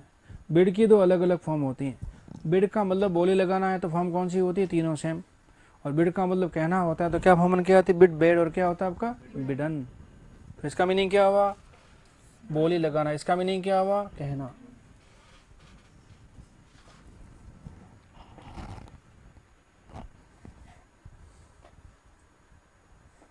और आपकी बुक में कुछ क्रियाएं दे रखी हिंदी मीनिंग सहित, उनको एक बार फेर लेना। फेरते ना आप लोग मैटर, फेर लेना उसको एक बार। अरे याद तो करना पड़ेगा ना भाई, अपने आप याद नहीं होगा। ऐसा नहीं कि वर्ब का कैप्सूल दे देंगे रात को, सुबह खा लेंगे दूध के साथ तो काम हो जाएगा। तो सी की फॉर्म तो आपको याद ही है, वॉच की आपको याद है, ठीक है। वॉच की क्या होगी? अरे बाबा ईडी लग जाएगी इसमें, ठीक बात है। और सी में क्या होगा? सी सौ, सा नहीं होता, क्या होता है? सौ। और फिर क्या? सीन हो जाएगा। और बिहोल्ड की फॉर्म क्या होती है? ऐसा थोड़ी होता है कि जब याद नहीं है तो सेम, ऐसे नहीं होता। हाँ हाँ, ये बनेगी हेल्ड से। जो होल्ड से बनती है ना फॉर्म, वही बन के आती है आपकी।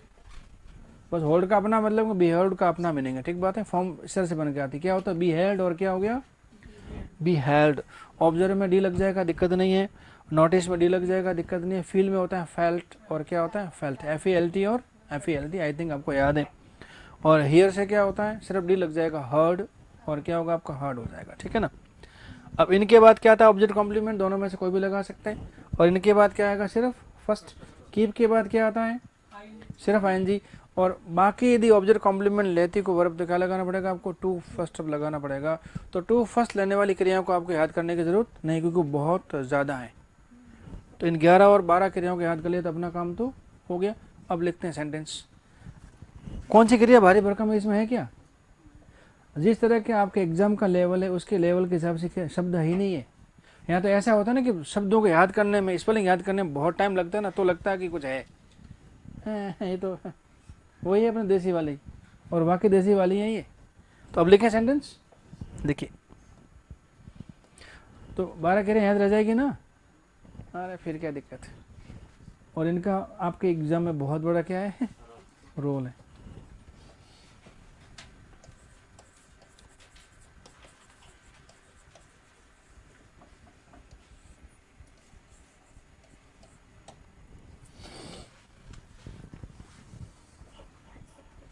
कॉपी करते हैं साथ साथ में, खालिस्तान छोड़ दें, फिर अपने हिसाब से आप खालिस्तान की पूर्ति भी कर सकते हैं, ठीक है ना।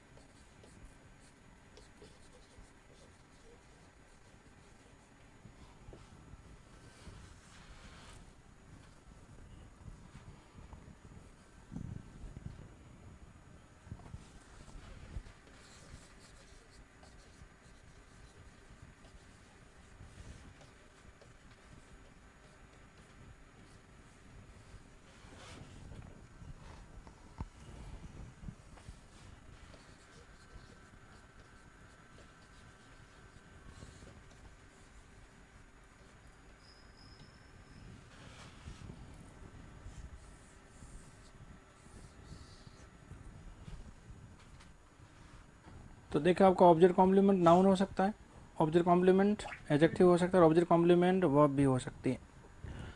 और वर्ब कौन सी होगी? 3 तरह की, फोर्थ, फिफ्थ, और कौन सी होगी आपकी? First verb.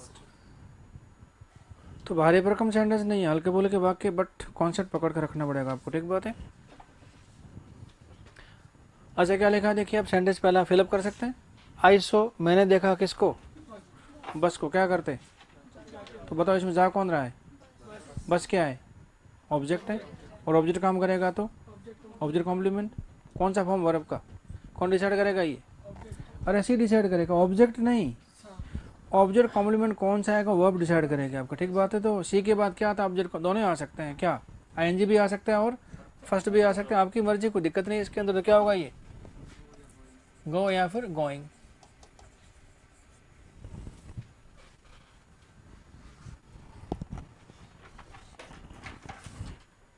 तो काम कौन कर रहा है यहाँ पे देखिए, दा पास ऑब्जेक्ट है ना, और ऑब्जेक्ट काम करेगा तो वर्ब तो लेगा ही।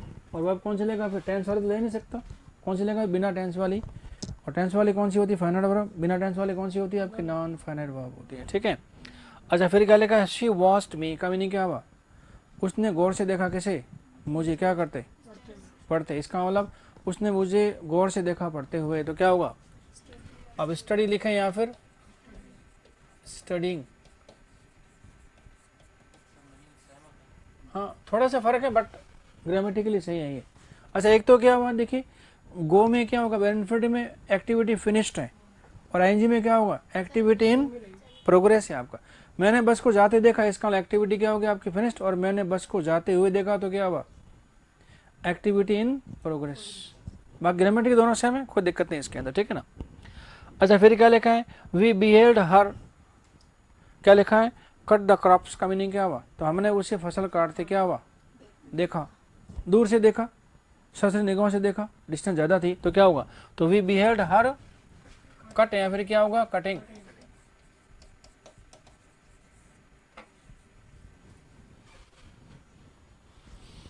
अच्छा फिर क्या लिखा? वी ऑब्जर्व द बेबी, इसका मतलब क्या हुआ? अब ऑब्जर्व का मीनिंग क्या हुआ? और होता छोटा सा बच्चा होता है, अपन ऑब्जर्व करते हैं उसको, कहते हैं देख कैसे जरा घुटने के बल चल रहा है, देख देख देख देख देख खड़ा हुआ, गिर रहा है। अब क्या कर रहे हैं उसे? तो we observe the baby play, यहाँ फिर प्ले, इसका हमने बच्चे को खेलते ऑब्जर्व किया, तो क्या बनेगा? प्ले या फिर प्लेइंग।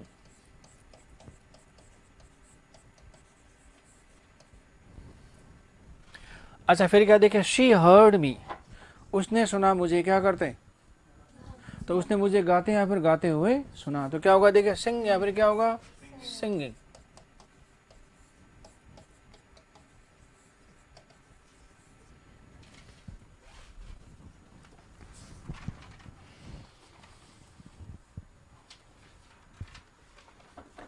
और फिर करेंगे आई नोटिस हिम, का मीनिंग क्या हुआ? मैंने उसे नोटिस किया। क्या करते? हाँ इसका मतलब कुछ चुराते, मैंने उसे नोटिस किया है, बेटे ने ऐसे मतलब ऐसे कुछ किया ही हूँ, तो मैंने क्या कर दिया? उसको नोटिस किया। क्या करते? कुछ चुराते, तो क्या हुआ? स्टील, या फिर क्या होगा? स्टीलिंग।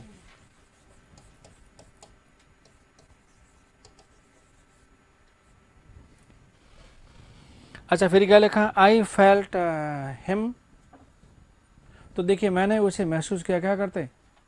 हाँ मुझे छूते उसे मैंने क्या किया? महसूस किया है। मेरी बिना परमिशन क्या किया? उसने मुझे छुआ, ऐसा मुझे लगा, ठीक बात है। तो क्या हुआ? तो क्या हुआ? टच या फिर टचिंग। तो देखिए ये तो बात होगी आपकी फर्स्ट वर्ब, यहाँ क्या होगा आपका? ING form. दोनों में से कोई भी लगा सकते हैं, कोई इश्यू नहीं। अब बाकी जो 4 वर्ब बची, इनके बाद क्या चाहिए आपको? सिर्फ फर्स्ट वर्ब चाहिए। तो न तो आ सकता आईएनजी फॉर्म और नहीं आ सकता टू फॉर्म। कौन सा आएगा? सिर्फ बेयर इन्फिनेटिव ही आती है आपकी, क्या रूप में? ऑब्जेक्ट कॉम्प्लीमेंट का रूप में, ठीक बात है। तो क्या बनेगा ये? तो देखिए she made me cook food. अब बताओ खाना किसने बनाया है यहाँ पे? खाना शी ने नहीं बनाया, शी ने तो मजबूर किया किसे? उसने मुझसे खाना बनवाया, ठीक बात है। तो खाना किसने बनाया है? अरे मी ने। मी क्या है? ऑब्जेक्ट। ऑब्जेक्ट काम करेगा तो वर्ब मांगता है, कौन सी वर्ब? Non finite. तो कौन सी वर्ब है यहाँ पे? बेयर इन्फिनिटिव आपका यहाँ पे, ठीक बात है। अच्छा कुक नाउन क्यों नहीं है? नहीं, ऑब्जेक्ट कॉम्प्लीमेंट नाउन भी तो होता है ना भाई।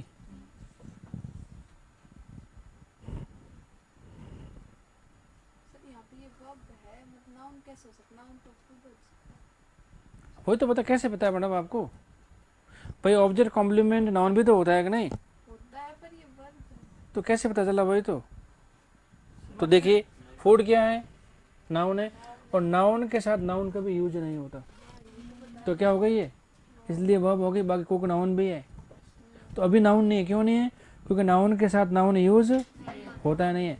ये तो वर्ब के बाद क्या, उसका ऑब्जेक्ट है कौन, फूड, ठीक बात है। तो उसने मुझसे खाना बनवाया। अच्छा फिर क्या लिखा है, she helped an old man, मतलब उसने एक बुजुर्ग व्यक्ति की सहायता की, क्या करने में, सड़क पार करने में। क्या होगा, दैट इज क्रॉस। सर एक दिन आपने ऐसा बोला क्रॉस नहीं होता, जंप। हैं जी, सर आपने एक दिन ये कहा था कि रोड को रेड लाइट हो जाता रेड सिग्नल क्रॉस नहीं होता है, रोड तो क्रॉस होती है वैसे। जेब्रा क्रॉसिंग पे क्या होता है, वो जंप थोड़ी करेंगे, वहाँ जंप किया तो चालान कर देगा, तो इधर जंप करने का नहीं, तो रेड बत्ती पे जंप मारना होता है। और वैसे ही रोड क्या करते हैं हम लोग, क्रॉस करते हैं। कहा तो था लेकिन उसमें थोड़ा सा झोल था, ठीक है। अच्छा फिर क्या लिखा है भाई, अच्छा रोड किसने पार की यहाँ पे, अच्छा बुजुर्ग व्यक्ति ने। बुजुर्ग व्यक्ति क्या यहाँ पे, ऑब्जेक्ट, और ऑब्जेक्ट काम करेगा तो नॉन फाइनाइट वर्ब लेगा, ठीक है। अच्छा फिर क्या लिखा है, शी बेड मी वेट, मतलब उसने मुझे इंतजार करने के लिए कहा, ठीक बात है। और वैसे जो बिड वर्ब है ना, इसमें हल्का फुल्का कहना नहीं होता, ये आदेश के रूप में कहना होता है, कहते रख वेट कर इधर। इसी बात को किसी और से कह रहा है कि भाई मुझे उसने क्या किया, इंतजार करने के लिए क्या हुआ, बड़ा अदब से कहा और मुझे इंतजार करना ही पड़ा, ठीक बात है। तो क्या होगा, दैट इज वेट। क्या जी आपको वेरी इन्फिनिटिव वाला फर्स्ट वर्ब चाहिए, ठीक है। फिर क्या लिखा है, शी लेट मी गो, और लेट के बाद तो ऑब्जेक्ट, ऑब्जेक्ट के बाद हमेशा फर्स्ट वर्ब। लेट के बारे में बहुत सारी बातें लिखा दी मैंने आपको, एक बार नहीं कई बार लिखो जहाँ से लेट का इस्तेमाल हुआ है, ठीक बात है।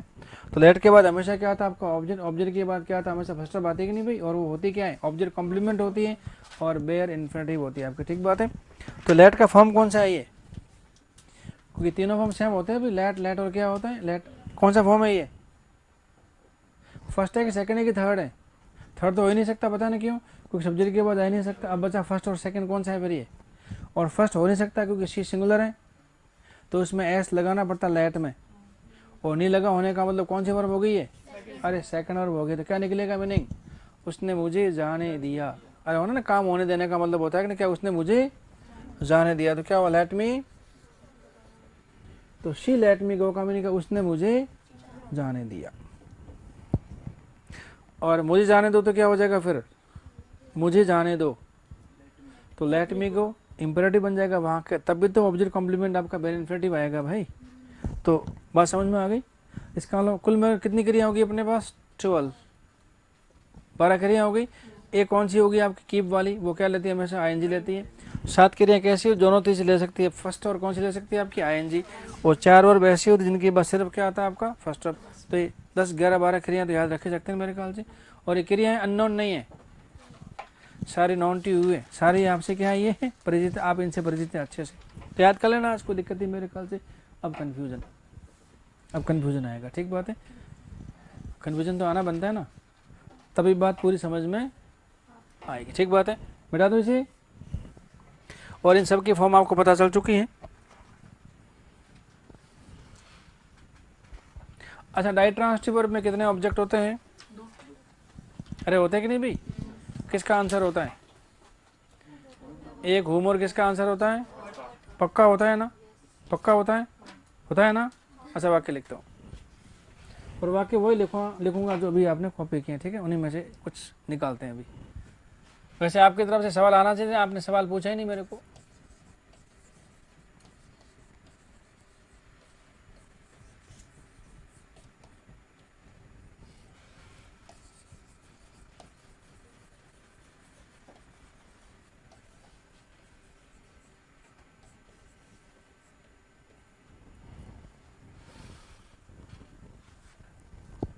अब इसमें यदि आपसे पूछे कि जो वर्ब यूज कैसी है, मोनो ट्रांसिटिव है कि डाई ट्रांसिटिव है कि कॉम्प्लेक्स ट्रांसिटिव है कि इन ट्रांसिटिव वर्ब, कौन सी वर्ब है ये,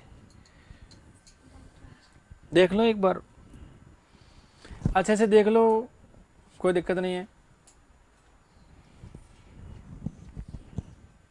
ऊपर वाले में डाई ट्रांजिटिव है और नीचे में कॉम्प्लेक्स। कैसे पता चला ये आपको? ऊपर दो ऑब्जेक्ट है ना। अच्छा, अब मैं इसमें मार्किंग करता हूँ, ठीक है ना, मार्किंग लेबल लिखता हूँ मैं इसके। शी क्या है, गेव क्या है, मी क्या है, कौन सा ऑब्जेक्ट है, इनडायरेक्ट ना, और अ गिफ्ट क्या है।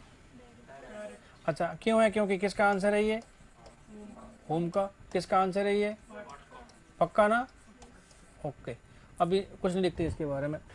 अच्छा, शी क्या है, मेड क्या है, मी क्या है, और ये क्या है। अब मुझे बताइए मी किसका आंसर है और ये किसका आंसर है।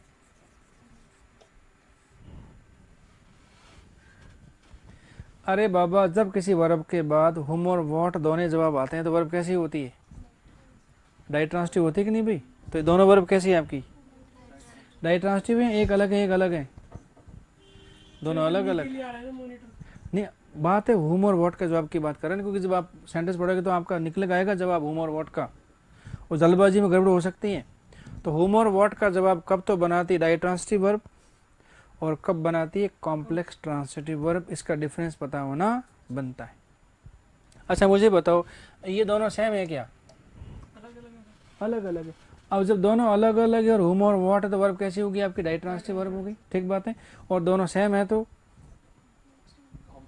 अरे बाबा भले ही हुम और वॉट का जवाब है, दोनों सेम है तो कॉम्प्लेक्स ट्रांसिटिव वर्ब, दोनों अलग अलग हैं तो डाई ट्रांसिटिव वर्ब बन के आती है। ये बेसिक डिफरेंस है किसमें, हुम और वॉट के जवाब के अंदर, कि कब तो बनाता है ये डाई ट्रांसिटिव वर्ब, कब बनाता है ये कॉम्प्लेक्स ट्रांसिटिव वर्ब बनाता है, ठीक बात है। तो दोनों क्या डिफरेंट है कि नहीं भाई। तो ये तो क्या होगा आपका ऑब्जेक्ट इनडायरेक्ट, ये क्या होगा आपका ऑब्जेक्ट डायरेक्ट, क्यों, क्योंकि दोनों क्या है अलग अलग है। और ये क्या बना आपका ऑब्जेक्ट, और ये क्या हो गया ऑब्जेक्ट कॉम्प्लीमेंट हो गया। तो हुम और वॉट एक जैसा आंसर होने के बावजूद भी वर्ब का नेचर क्या है, अलग अलग है।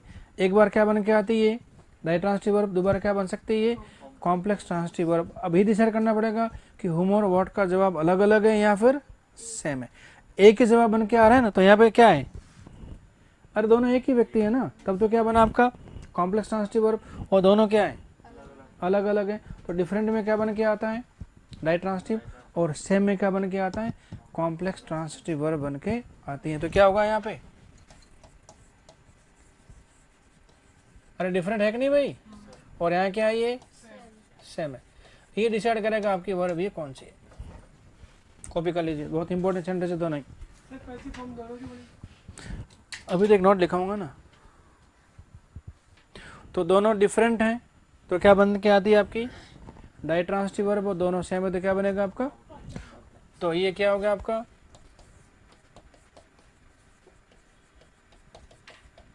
डाई ट्रांसिटिव, और ये क्या होगा आपका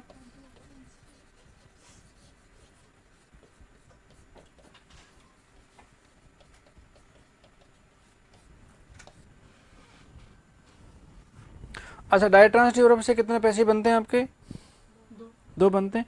और कॉम्प्लेक्स ट्रांसिटिव वर्ब से एक ही पैसे बनेगा आपका, और वो कैसे बनेगा, सिर्फ ऑब्जेक्ट से। ऑब्जेक्ट कॉम्प्लीमेंट से कभी पैसे बनता ही नहीं है। तो एक नोट बनता है, लिख लीजिए इसी के साथ यहाँ पे।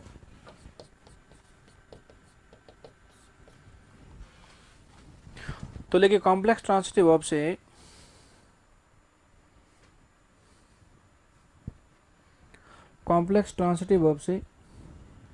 एक ही पैसिव वॉइस बन सकता है,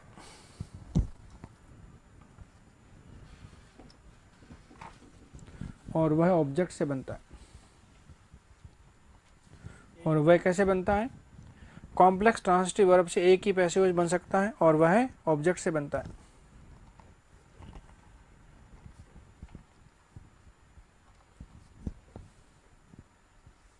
किसे बनता है, वो ऑब्जेक्ट से बनता है, ठीक बात है। ऑब्जेक्ट कॉम्प्लीमेंट से कभी पैसिव बनता ही नहीं है। यहाँ तक बात समझ में आ गई ना, वो उसकी जरूरत नहीं है, चाहो तो लिख लो।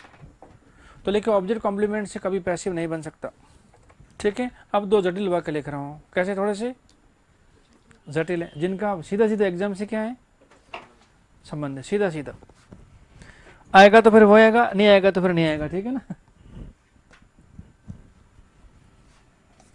आपको बताना है कि जो वर्ब यूज हुई है वो कौन सी वाली, वर्ब का टाइप आपको आइडेंटिफाई करना है यहाँ पे, ठीक है ना।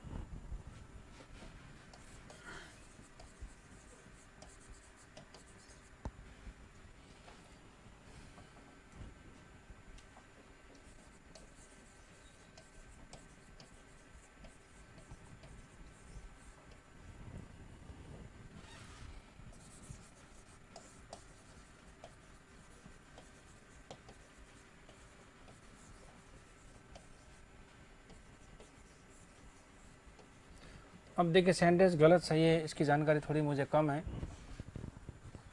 आप ही बताएंगे।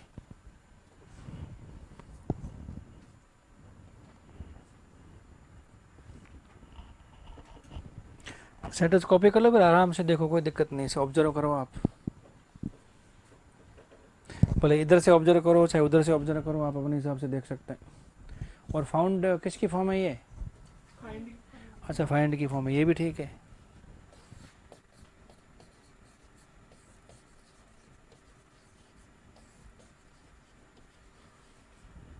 और जानते फाउंड कौन सी वर्ब होती है?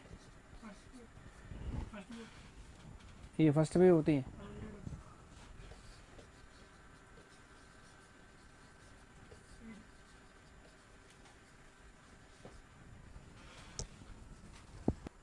तो देखिए इन दोनों वाक्य में एक ही अंतर दिख रहा है मुझे, एक तो क्या है हब्बी और एक क्या है वाइफ, एक देवता और एक देवी है इसमें। सर हिम की जगह है। नहीं मुझे नहीं पता प्लीज, नो काउंटर क्वेश्चन, सिर्फ आपको इनको समझना है।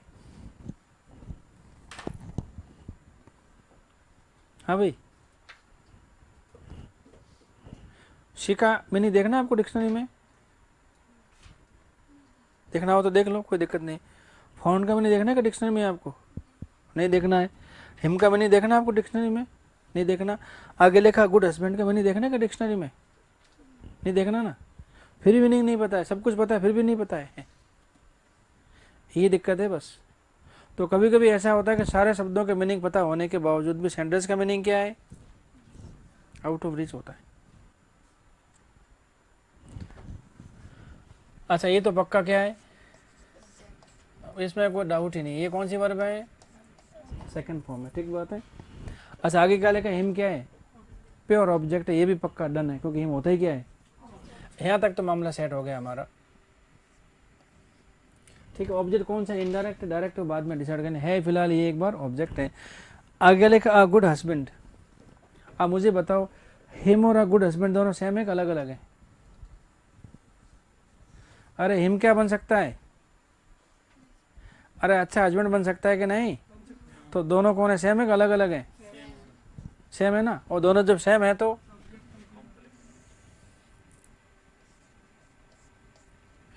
हिम कैसा है, यहाँ क्या है, अच्छा हस्बैंड है, और अच्छा हस्बैंड कौन है, हिम है। क्या कर रहे हैं, एक दूसरे को पूरा कर रहे हैं, और एक दूसरे को पूरा करने वाले क्या होते हैं आपके, ऑब्जेक्ट कॉम्प्लीमेंट होता है कि नहीं भाई। तो वर्ब कैसी है, अरे कॉम्प्लेक्स ट्रांसिटिव वर्ब है ये।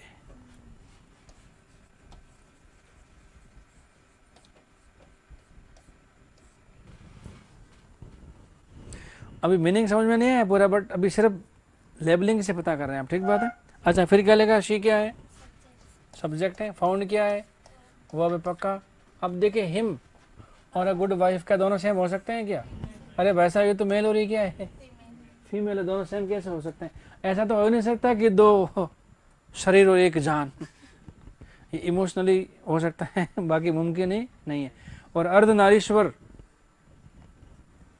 इधर मुमकिन नहीं है, ये तो माइथोलॉजी में है, हमारा शिव जी और माँ पार्वती दोनों मिलकर क्या बन जाते हैं, अर्धनारीश्वर, वो अपने मुमकिन नहीं है। तो फिर दोनों डिफरेंट है कि नहीं भाई, और दोनों डिफरेंट है तो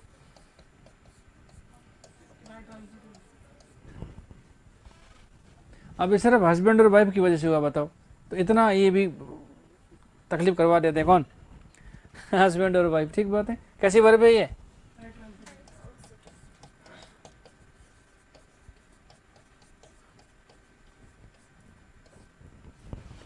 अब लेबलिंग होगी समझ में आ गया तो मीनिंग की ऐसी तैसी क्या दिक्कत है, मीनिंग की माँ की आंख, कोई दिक्कत हो रही है। लेकिन मीनिंग पता तो करना पड़ेगा नहीं। तब इस फाइंड का मीनिंग ढूंढने के फाइंड के मीनिंग होते कितने? तो इस फाइंड वर्ब के 2 मीनिंग होते हैं, क्या क्या?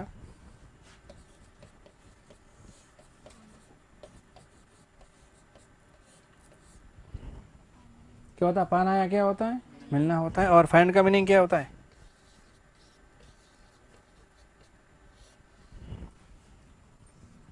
इसका मीनिंग क्या होता है? सर्च करके लाना होता है, ढूंढना होता है इसका मतलब। ठीक बात है। तो अब देख लो क्या मीनिंग क्या निकला यहाँ पे। तो इस वाक्य का मैं आपको मीनिंग समझा देता हूँ अभी। ठीक बात है, बहुत इंपॉर्टेंट सेंटेंस है दोनों के दोनों। सर जो ये आपने सेकंड वाला सेंटेंस बताया है, हाँ हाँ, तो इसमें ये हिम आने से और आगे फिर वाइफ आने से, तो फिर ये सेंटेंस ही गलत होता है कैसे हो गया गलत? सर, क्योंकि हिम के साथ हस्बैंड ही आ सकता है, वाइफ थोड़ी आएगी। तो वर्ब तो अलग अलग है ना, वर्ब भी अलग अलग है, कॉम्प्लेक्स है, कैसी है? डाइट्रांसिटिव है। हाँ, अब इसके मीनिंग समझाता हूँ मैं सेंटेंस को आपको। ठीक है ना भाई, इसका मतलब क्या हुआ? अच्छा, इसका मीनिंग क्या है? देखिए, शी फाउंड हिम, क्या हुआ? इसका मतलब उसने पाया उसे, मतलब इस महिला ने उस व्यक्ति को पाया किस रूप में? इसका मतलब उसने उस आदमी को अच्छे हस्बैंड के रूप में पाया, ये इसका मतलब है। कहता मैं तो निहाल हो गई है, राम रतन धन पायो। क्या पायो? अरे समझ रहे ना भाई, इसका मतलब उस आदमी में अच्छा आदमी दिखाई दिया हस्बैंड के रूप में। कौन? ये हिम। तो मीनिंग क्या निकला? पाया। इसका मतलब उस महिला ने उस आदमी को अच्छे हस्बैंड के रूप में पाया, ये इसका मतलब है। ठीक है, अब इसका मतलब क्या जरा देखिए, ये जो सी है ना, ये शादी की दुकान चलाती है। अरे शादी की दुकान, अरे मैट्रिमोनियल्स, शादी की दुकानें सारी की सारी है कि नहीं भाई? जब आपके हिसाब से नहीं हो तो हमको बताओ, हम आपको मैच ढूंढ के ले आएंगे, कहीं ना कहीं से कोई दिक्कत ही नहीं है। तो एक आदमी गया किसके पास? कहते बहन जी, कहते हाँ जी, कहते मेरे लिए अच्छी पत्नी ढूंढ के दो ना, मैं पैसा दे दूंगा आपको। तो इसका मतलब क्या हुआ? उसने ढूंढा किसके लिए? हिम के लिए। क्या ढूंढा? एक अच्छी सी पत्नी। इसका मतलब उस महिला ने उस आदमी के लिए अच्छी सी पत्नी ढूंढी, ये इसका मतलब है। तो अब समझ में आ गया कि इसका मतलब क्या है और इसका मतलब क्या है। बहुत जटिल सेंटेंस है और समझाने के बाद ही समझ में आएंगे, अदरवाइज आपके समझ में आएंगे ही नहीं। तो क्या हुआ? उस महिला ने उस आदमी के लिए एक अच्छी सी पत्नी ढूंढी और उस महिला ने उस आदमी को अच्छे हस्बैंड के रूप में पाया। तो इनके हिंदी मीनिंग लिख लो, साफ सुथरे नीट एंड क्लीन शब्दों में। तो देखिए, वाक्य बनने के लिए सब्जेक्ट का होना इज नॉट नेसेसरी। वाक्य कैसा इंपरेटिव होता है और ऑब्जेक्ट का होना जरूरी नहीं। कौन डिसाइड करेगा ऑब्जेक्ट चाहिए कि नहीं? सारा का सारा वर्ब का पैटर्न डिसाइड करेगा आपका कैसी वर्ब होगी आपकी। ठीक बात है। तो हाँ है भाई, एक बार आप देखो ना क्या होना चाहिए। सर ये सेकंड वाले का फिर से अच्छा, पहले वाले का लिखा रहता हूँ। तो देखिए, उसने उस व्यक्ति को अच्छे हस्बैंड के रूप में पाया। सी ने, ऐसा लिखना है इसको, सी ने हिम को अच्छे देवता के रूप में पाया। भाई क्योंकि उसने उसने बोलोगे तो किसने किसने पाया? तो सी ने हिम को अच्छे देवता के रूप में पाया।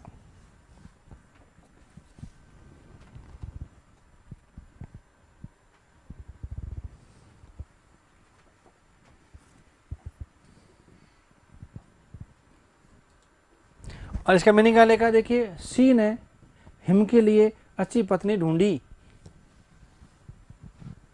सी ने हिम के लिए अच्छी पत्नी ढूंढी।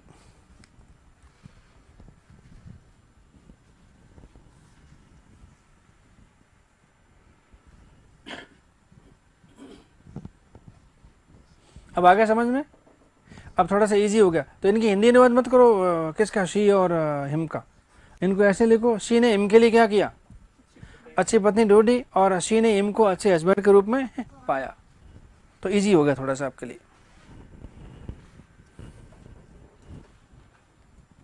ठीक है। और फाउंड का मतलब क्या होता है? फर्स्ट वर्ब होती है तब? नहीं, फर्स्ट वर्ब होती है, फाउंड तब। अरे फाउंड फाउंड सेकंड थर्ड हो गया तो ढूंढ ना पाया होगा, लेकिन फाउंड फर्स्ट वर्ब है तो इसका मीनिंग क्या निकला? स्थापना करना या स्थापित करना होता है इसका मतलब। ठीक बात है। तो इसका मीनिंग क्या होगा?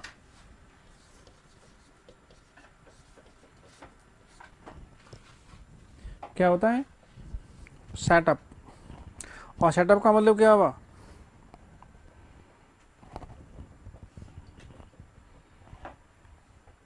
अरे सेट ऑफ फ्रेजल वर्ब इसका स्थापना करना होता है, ठीक है ना, फाउंड का सिनोनिम है ये।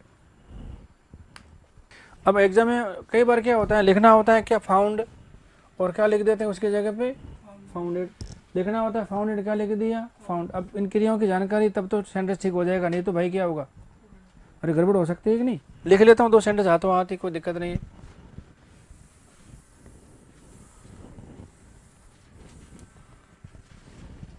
यहाँ तक डाउट नहीं था कोई, क्लियर है।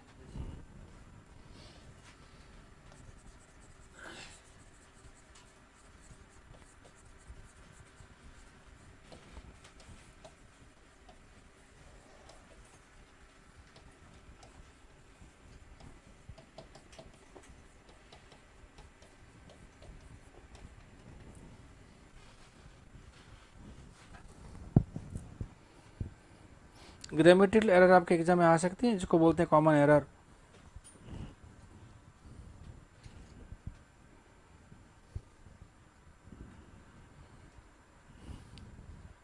क्या लिखा देखिए, my grand father found this अस्पताल इन 1970।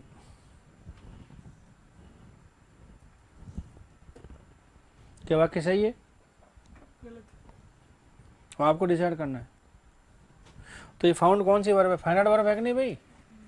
फाइनाइट में कौन कौन सी होती है, थर्ड तो ये हो नहीं सकती ना, क्योंकि सब्जेक्ट के बाद आ नहीं सकती। फिर यहाँ तो ये है, या फिर इन दोनों में से एक है कि नहीं भाई। तो बताओ फर्स्ट है कि सेकंड है, सेकंड है, क्योंकि फर्स्ट होती तो क्या होता है, फिर एस लगाना पड़ता है इसमें आपको। तो कौन सी वर्ब होगी, सेकंड। और सेकंड होने का मीनिंग क्या निकला, फाइंड हो गया। तो इसका मीनिंग क्या निकला, इसका मतलब मेरे ग्रैंड फादर को ये अस्पताल सन 70 में मिला था, मतलब जा रहे थे और क्या हुआ, इनको अस्पताल मिल गया और घर ले आया, वोटा की जेब में डाल के, धोती की जेब में। अरे भाई साहब अनर्थ हो गया इस सेंटेंस में, हुआ कि नहीं भाई। तो क्या होना चाहिए था, इसका मतलब मेरे ग्रैंड पा ने इस अस्पताल के 70 में स्थापना की थी, ये इसका मतलब होना चाहिए था। क्या होगा, फाउंड डिड, डेड नहीं डिड आदत डाल दो थोड़ी सी, टी डी और फर्स्ट वर्ब में आपने बताया था, फर्स्ट वर्ब अगर फाउंड होता तो उसका मतलब सेटअप होता, तो फिर आपने इसको सेकंड। इसलिए किया क्योंकि ये जो माई ग्रैंड फादर सब्जेक्ट का सिंगुलर की प्लूरल, और ये फाउंड वर्ब कैसी होती है, सिंगुलर की प्लूरल।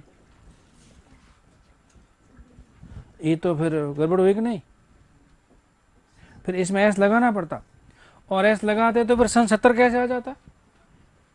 इसका मतलब मेरे ग्रैंड पिताजी सन 70 में स्थापना करते हैं किसकी, अस्पताल की, सन 70 में जाते हैं और एक बार फिर से अस्पताल की स्थापना करके आ जाते हैं, फिर लगता है कि फिर जाना चाहिए। तो इसे फाउंड्स करते हैं तो इन 70 के साथ तालमेल नहीं। इसका मतलब पूरा का पूरा सेंटेंस सिंथेटिकली कैसा होना चाहिए, सही होना चाहिए, नहीं तो गड़बड़ होगी उसमें।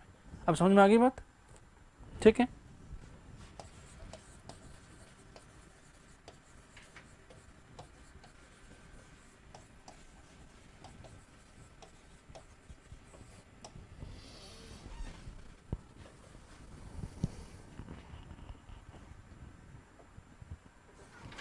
इसका मतलब क्या, सब्जेक्ट और फाइंड वर्ब में क्या होना चाहिए, तालमेल होना जरूरी है। अच्छा क्या लिखा है, founded book on the way.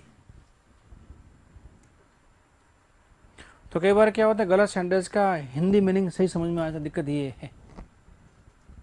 अब क्या लिखा है, फाउंडेड, इसका मतलब क्या, मुझे मिली क्या, एक किताब, कहाँ, रास्ते में मिल गई ना, कहाँ दिक्कत है, क्या इसका मीनिंग ये है, नहीं इसका मीनिंग तो कुछ और ही है। इसका मतलब मैंने स्थापना कर दी किसकी, किताब की, कहाँ, कहते तू वहां जाए तो स्थापित की बुक है वहां, देखे ना तो मजा आएगा पढ़ने का, खड़े खड़े पढ़ सकता है, कोई दिक्कत नहीं है। तो अब क्या करूं इसमें फिर, तो इसमें करना पड़ेगा फाइंड का सेकंड फॉर्म, मिलने पाने के अर्थ में। तो मुझे मिली क्या, एक बुक, कहाँ मिली, रास्ते में।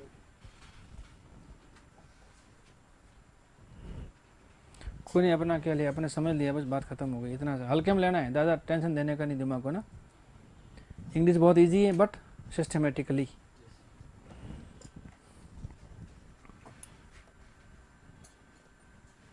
तो अभी वर्ब क्या देखिए आपने, अकॉर्डिंग टू इट्स ऑब्जेक्ट। अब देखें अगला वर्ब का क्या हिसाब का, तो लिखिए वर्ब अकॉर्डिंग टू इट्स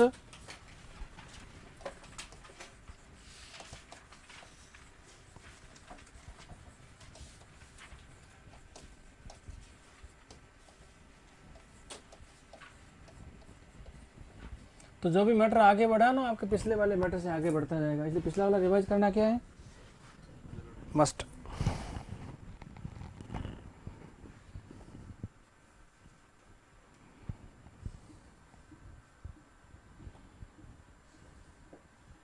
अच्छा, मस्ट क्या वर्ब है कि नाउन है? हाँ जी, वर्ब है। पक्का ना? मॉडल है। अच्छा हाँ, मॉडल वही वर्ब है, अभी मॉडल वर्ब है ना हमेशा। यस।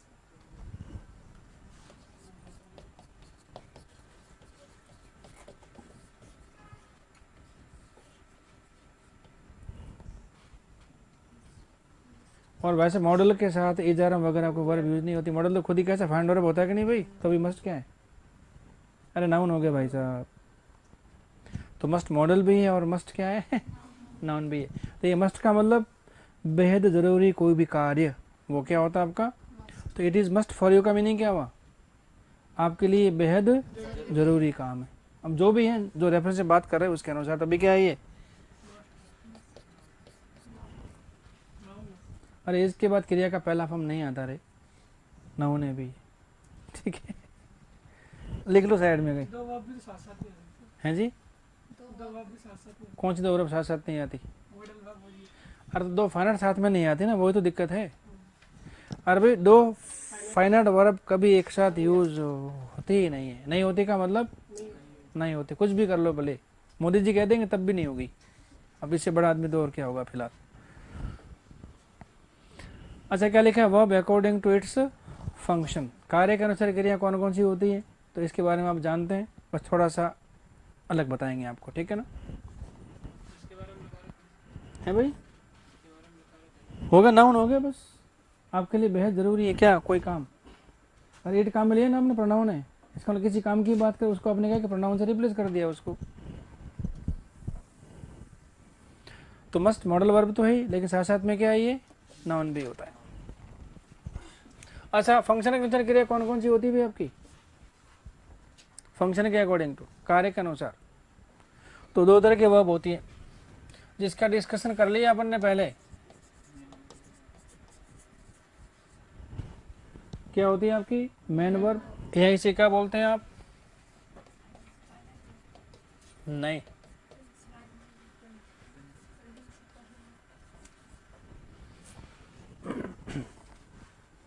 तो देखिए मेन वर्ब बोलेंगे या क्या बोलेंगे आप इसे, प्रिंसिपल वर्ब बोलेंगे, या फिर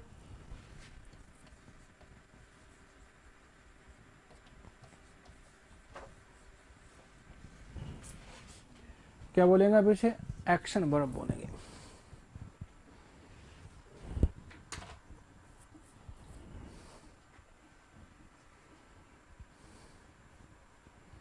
तो आपके स्कूल में क्या थे, हेडमास्टर साहब थे, प्रिंसिपल थे आपके? अच्छा, फिर प्रिंसिपल कहाँ होते हैं, है भाई? 8th क्लास तक हेडमास्टर। अच्छा 8th तक क्या होते हैं, हेडमास्टर साहब होते हैं, उसके बाद क्या होते हैं भाई, पक्का ना, देख लो मुझे नहीं पता, मैं तो वैसे ही पूछ रहा हूँ आपको। अच्छा कॉलेज में तो प्रिंसिपल होता ही मेरे ख्याल से, हैं? अच्छा 8वीं के बाद क्या होता है, नहीं सर, स्टडी होता है। है भाई? 10th तक होता है ना। 10th में भी होता है एडवांस। नहीं पता नहीं, तो इन्होंने कहा ना, इसके हिसाब से मैं तो कह रहा हूँ। 12th के बाद अच्छा हो सकता है, मतलब होगा ये आपको पता होना बेहद जरूरी, क्योंकि आपको आगे यहाँ तो मास्टर बनना है, हेड मास्टर बनना है कि प्रिंसिपल बनना है, क्या बनना है आपको? सर 11th के बाद में प्रिंसिपल होता है। 11th के बाद में कि 11th से? 11th से। हाँ 11th से क्या होता है आपका प्रिंसिपल, उसके पहले क्या होते हैं, HM होते हैं, ठीक है ना। अब अपन बनेंगे तब देख लेंगे प्रैक्टिकली, हैं? कोई बात नहीं, आप जानकारी करके जीके का सवाल है मुझे बता देना आप, ठीक है ना, मेरी भी जानकारी में वृद्धि हो जाएगी थोड़ी सी। तो क्या बना देखिए, मेन वर्ब, यहाँ क्या बोलते हैं इसे, प्रिंसिपल वर्ब, यहाँ क्या बोलते हैं इसे, एक्शन वर्ब बोलते हैं, ठीक बात है। अच्छा प्रिंसिपल की स्पेलिंग दो तरह की होती है,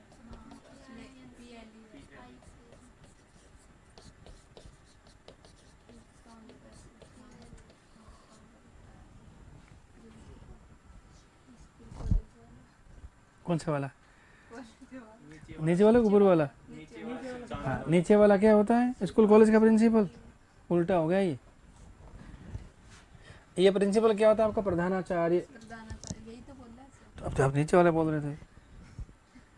ध्यान नहीं दिया हाँ बस कोई बात नहीं, स्पेलिंग से ऊपर वाला कुछ नहीं होता, नीचे वाला कुछ नहीं होता है, स्पेलिंग होती है आपकी, ठीक है ना। और ऊपर वाला तो हमेशा सही है, ऊपर वाला इज ऑलवेज राइट, उसका तो हिसाब किताब ही नहीं अपने डिक्शनरी में कहीं भी। अच्छा, PL से क्या होता है आपका, उच्चारण दोनों का सेम है, इश्यू नहीं है, बट दोनों का मीनिंग क्या है।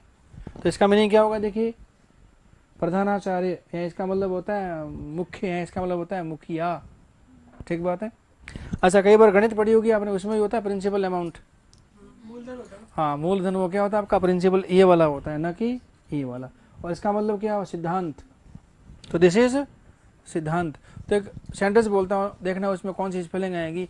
The principal of our school is the man of principle.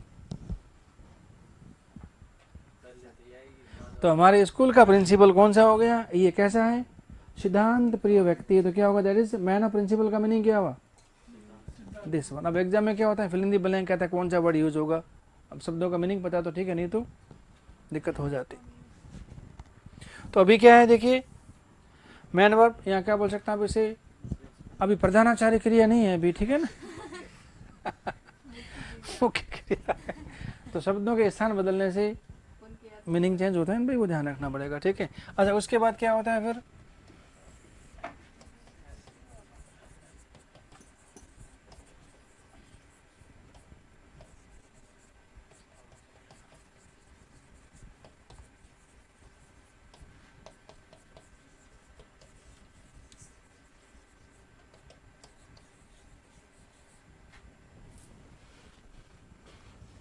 तो क्या होता है, देखिए हेल्पिंग वर्ब बोलते हैं, या फिर क्या बोलेंगे अब इसे, ऑक्सिलरी वर्ब बोलेंगे, या क्या बोलेंगे अब इसे, नॉन एक्शन वर्ब बोलेंगे। हाँ भाई, अब बताओ मैन वर्ब से आपका क्या मतलब है, तो हिंदी में क्या बोलते हैं इसे, मुख्य क्रिया। मुख्य क्रिया बोलते हैं कि नहीं। मुख्य क्रिया से क्या मतलब है आपका, जिसका सेंटेंस में यूज होना जरूरी है, जिसके बिना बन नहीं सकता। नहीं फिर तो गड़बड़ हो गया आपका। मैन वर्ब से क्या मतलब है आपका भाई, मैन वर्ब की फॉर्म तो मैंने बता दिया आपको, कितनी होती है, 3 होती है। अभी भी 3 होती है भाई साहब। अरे यार, अब ऐसे करेगा तो फिर देख तकलीफ वाला काम है। 5 होती है। अरे वर्ब की फॉर्म कितनी होती है, 5 होती है, लेकिन फर्स्ट उसकी 2 फॉर्म होती है, सिंगुलर और प्लूरल, लेकिन उसको फर्स्ट ही माना जाता है। टोटल कितनी होती है, 5 फॉर्म्स। तो मैन वर्ब से क्या मतलब है आपका, सर मैन वर्ब तो उससे ही काम चल सकता है सेंटेंस में, पर हेल्पिंग वर्ब आई तो मैन वर्ब साथ में आई। अच्छा, यू आर ए स्टूडेंट, इसमें कहाँ है मैन वर्ब, ये ऐसे कैसी गफलत है मतलब आपके इस चीज को लेकर, है तो सही। हाँ कुछ बताओ भाई, जैसे आप भी बताओ, कुछ बताओ, पता चले। सर शायद ये तो टेंस वाली क्रिया होती है और ये बिना टेंस। अच्छा, I teach English, man verb भी तो है। मतलब हमारे जवाब में कहीं ना कहीं लोचा है, मतलब हमारा जवाब सटीक नहीं, उस जवाब में से प्रश्न पैदा हो रहे हैं, और जवाब देने के बाद प्रश्न पैदा होने का मतलब आपका जवाब टू दी पॉइंट नहीं है। हाँ और भाई कोई है जी। मैन वर्ब 2 तरह की होती है, फाइनाइट और नॉन फाइनाइट, ये डिस्कस करके फिर बता दिया, अलग लाइन खींची साथ में एकदम रेड कलर से, इधर फाइनाइट इधर नॉन फाइनाइट। हाँ और भाई, नो कमेंट्स। हाँ भाई, अरे कुछ तो बोलो, मैक्सिमम क्या गलती तो होगा ना, हो जाने दो, अंदर से निकलेंगे सारे पाप जो है अंग्रेजी को लेकर जो किए ना पहले। हाँ बताओ भाई, कितना छोटा सा मामला है मेन वर्ब और हेल्पिंग वर्ब के बारे में। सर मेन वर्ब के बिना सेंटेंस पूरा नहीं हो सकता, ये बता तो दिया। ये नहीं ये तो मैंने माना ही नहीं इनके बात, तो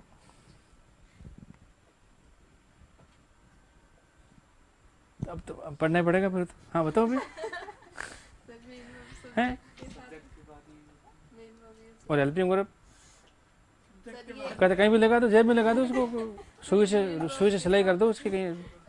सर ये मेन वर्ब के बाद ही हो सकते हैं, क्या ये इस मेन वर्ब की हेल्प।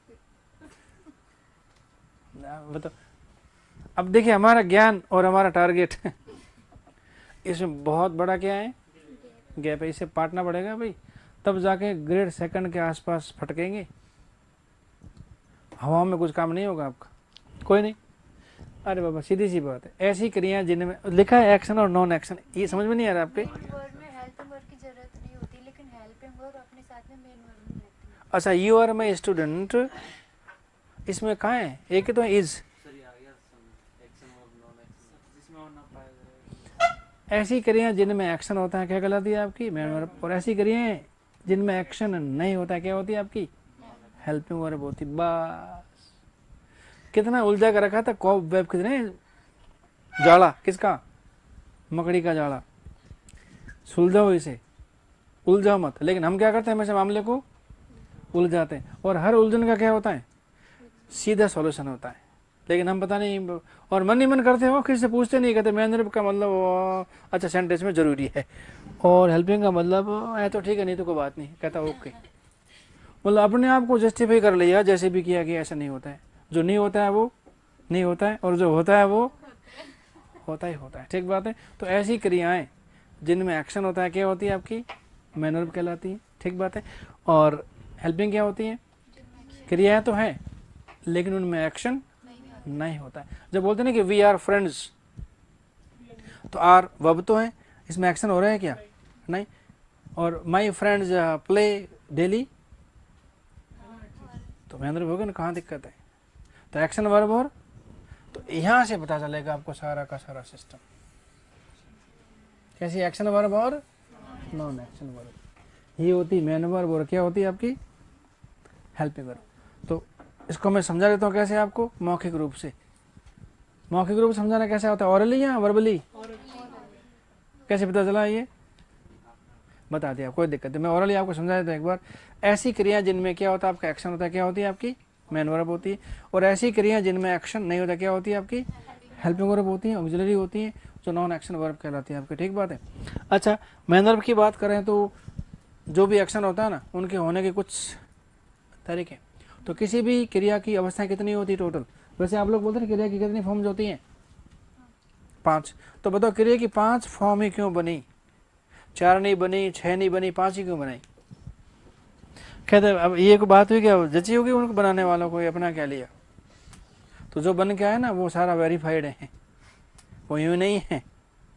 इसका मतलब किसी भी कार्य की कितनी अवस्थाएं होती हैं, और इन्हीं 5 अवस्थाओं में क्रिया के 5 अलग अलग रूप की आवश्यकता होती है। और अवस्था कौन कौन सी इसका जिक्र किया पहले यदि ध्यान देते हैं तो रोजमर्रा में होने वाला काम एक अवस्था, ठीक है, जारी काम दूसरी अवस्था, पूरा काम तीसरी अवस्था, काम पूरा होने के बाद समय निकल गया पास्ट अवस्था जिसको बोलते हैं सेकंड वर्ब, और वही काम करने की फिर से इच्छा मजबूरी कौन सी होती है 5th अवस्था होती है काम की, जहाँ क्या होता है इंटेंशन क्या होता है आपका मजबूरी बन के आती है।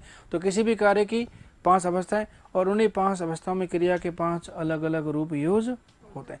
अच्छा, पहले वर्ब बने कि पहले काम हुआ है, तो इसका जिक्र भी कर लिया। पहले काम हुआ है, उन्हीं काम को देखकर क्या बनाई गई है वर्ब्स। अरे भाषा तो अब हमारे सामने आई है, कितने साल हुए, अरे 500,000 साल, लेकिन इसके पहले इंसान तो तब भी थे भाई, सब काम तो होते ना, भाषा नहीं थी उनकी, सब सारा मामला कैसे तभी इशारों से काम होते सारे के सारे। ठीक बात है। लेकिन बाद में धीरे धीरे जो डेवलपमेंट होता गया क्या भाषा का विकास, और भाषा का विकास कैसे हुआ फुल फ्लेज्ड, और भाषा अपने पूर्ण रूप में। हालांकि भाषा कैसी होती है एवर चेंजिंग, बदलाव इसमें आते रहते हैं, लेकिन बदलाव बहुत ऑब्वियस स्पष्ट दिखने वाले नहीं होते। ठीक बात है, चेंज तो आते हैं, लेकिन अभी भाषा कैसी है हमारे सामने पूरी तरह से विकसित भाषा हमारे सामने। अब इसको सीखना है और क्या करना है अपन को अप्लाई करना है, बस अपनी तरफ से कमेंट्स इसमें चलेंगे ही नहीं। तो जैसी भाषा कहता है ना वैसे करते जाओ, कभी गलती नहीं होगी। ठीक बात है। तो क्या होती है एक्शन वर्ब होती है, कार्य की 5 अवस्थाएं होती है, 5 अवस्था में क्रिया के 5 अलग अलग क्या होते हैं आपके रूप यूज होते हैं। ठीक बात है। और हेल्पिंग क्या होती है, अच्छा नॉन एक्शन से क्या मतलब हो गया आपका। अच्छा, तो देखिए इसमें 2 कैटेगरी ली थी अपन ने मेन वर्ब में, एक तो फाइनाइट वर्ब और कैसी होती है आपकी नॉन फाइनाइट वर्ब। इसका मतलब हेल्पिंग का मतलब सहायक क्रिया होगी नहीं भाई, और क्या सहायता करती है, किस में सहायता करती है हेल्पिंग वर्ब, मतलब तोड़ फोड़ में सहायता करती है कि मार पिटाई में सहायता करती है, किस में हेल्पिंग सहायता करती है आपकी सेंटेंस बनने में क्या चाहिए। तो भाई साहब सुन लीजिए, जिन क्रियाओं के अपने टेंस नहीं होते हैं ना उन क्रियाओं के टेंस कैसे बनाते हैं आप हेल्पिंग वर्ब से बनाते हैं। तो जिन क्रियाओं का टेंस पहले से है ना उनके साथ हेल्पिंग वर्ब यूज नहीं होती, और जिन क्रियाओं के अपने टेंस नहीं होते उनके टेंस कैसे बनाएंगे भाई। तो हेल्पिंग क्या काम करती है, सहायता करती है क्या करने में, टेंस बनाने में। किसका टेंस, जिनका टेंस नहीं होता है। तो हमारे पास 2 तरह की होती है मेन वर्ब, फाइनाइट और नॉन फाइनाइट। ठीक बात है, इसी को कल आगे बढ़ाते हैं। तो छोड़ दिया अपने मैटर कहाँ पे एक्शन वर्ब और 2 घंटे गए पता ही नहीं पड़ा, ऐसा लग रहा है कि अभी आए तो थे। कोई बात नहीं, तो कल इसको आगे बढ़ाते हैं, किसको, मेन वर्ब और हेल्पिंग वर्ब को, और थोड़ा बहुत पढ़ के आना और थोड़ा अपना ज्ञान के बारे में विचार करके आना थोड़ा सा कि कितना हिसाब किताब अपने पास है।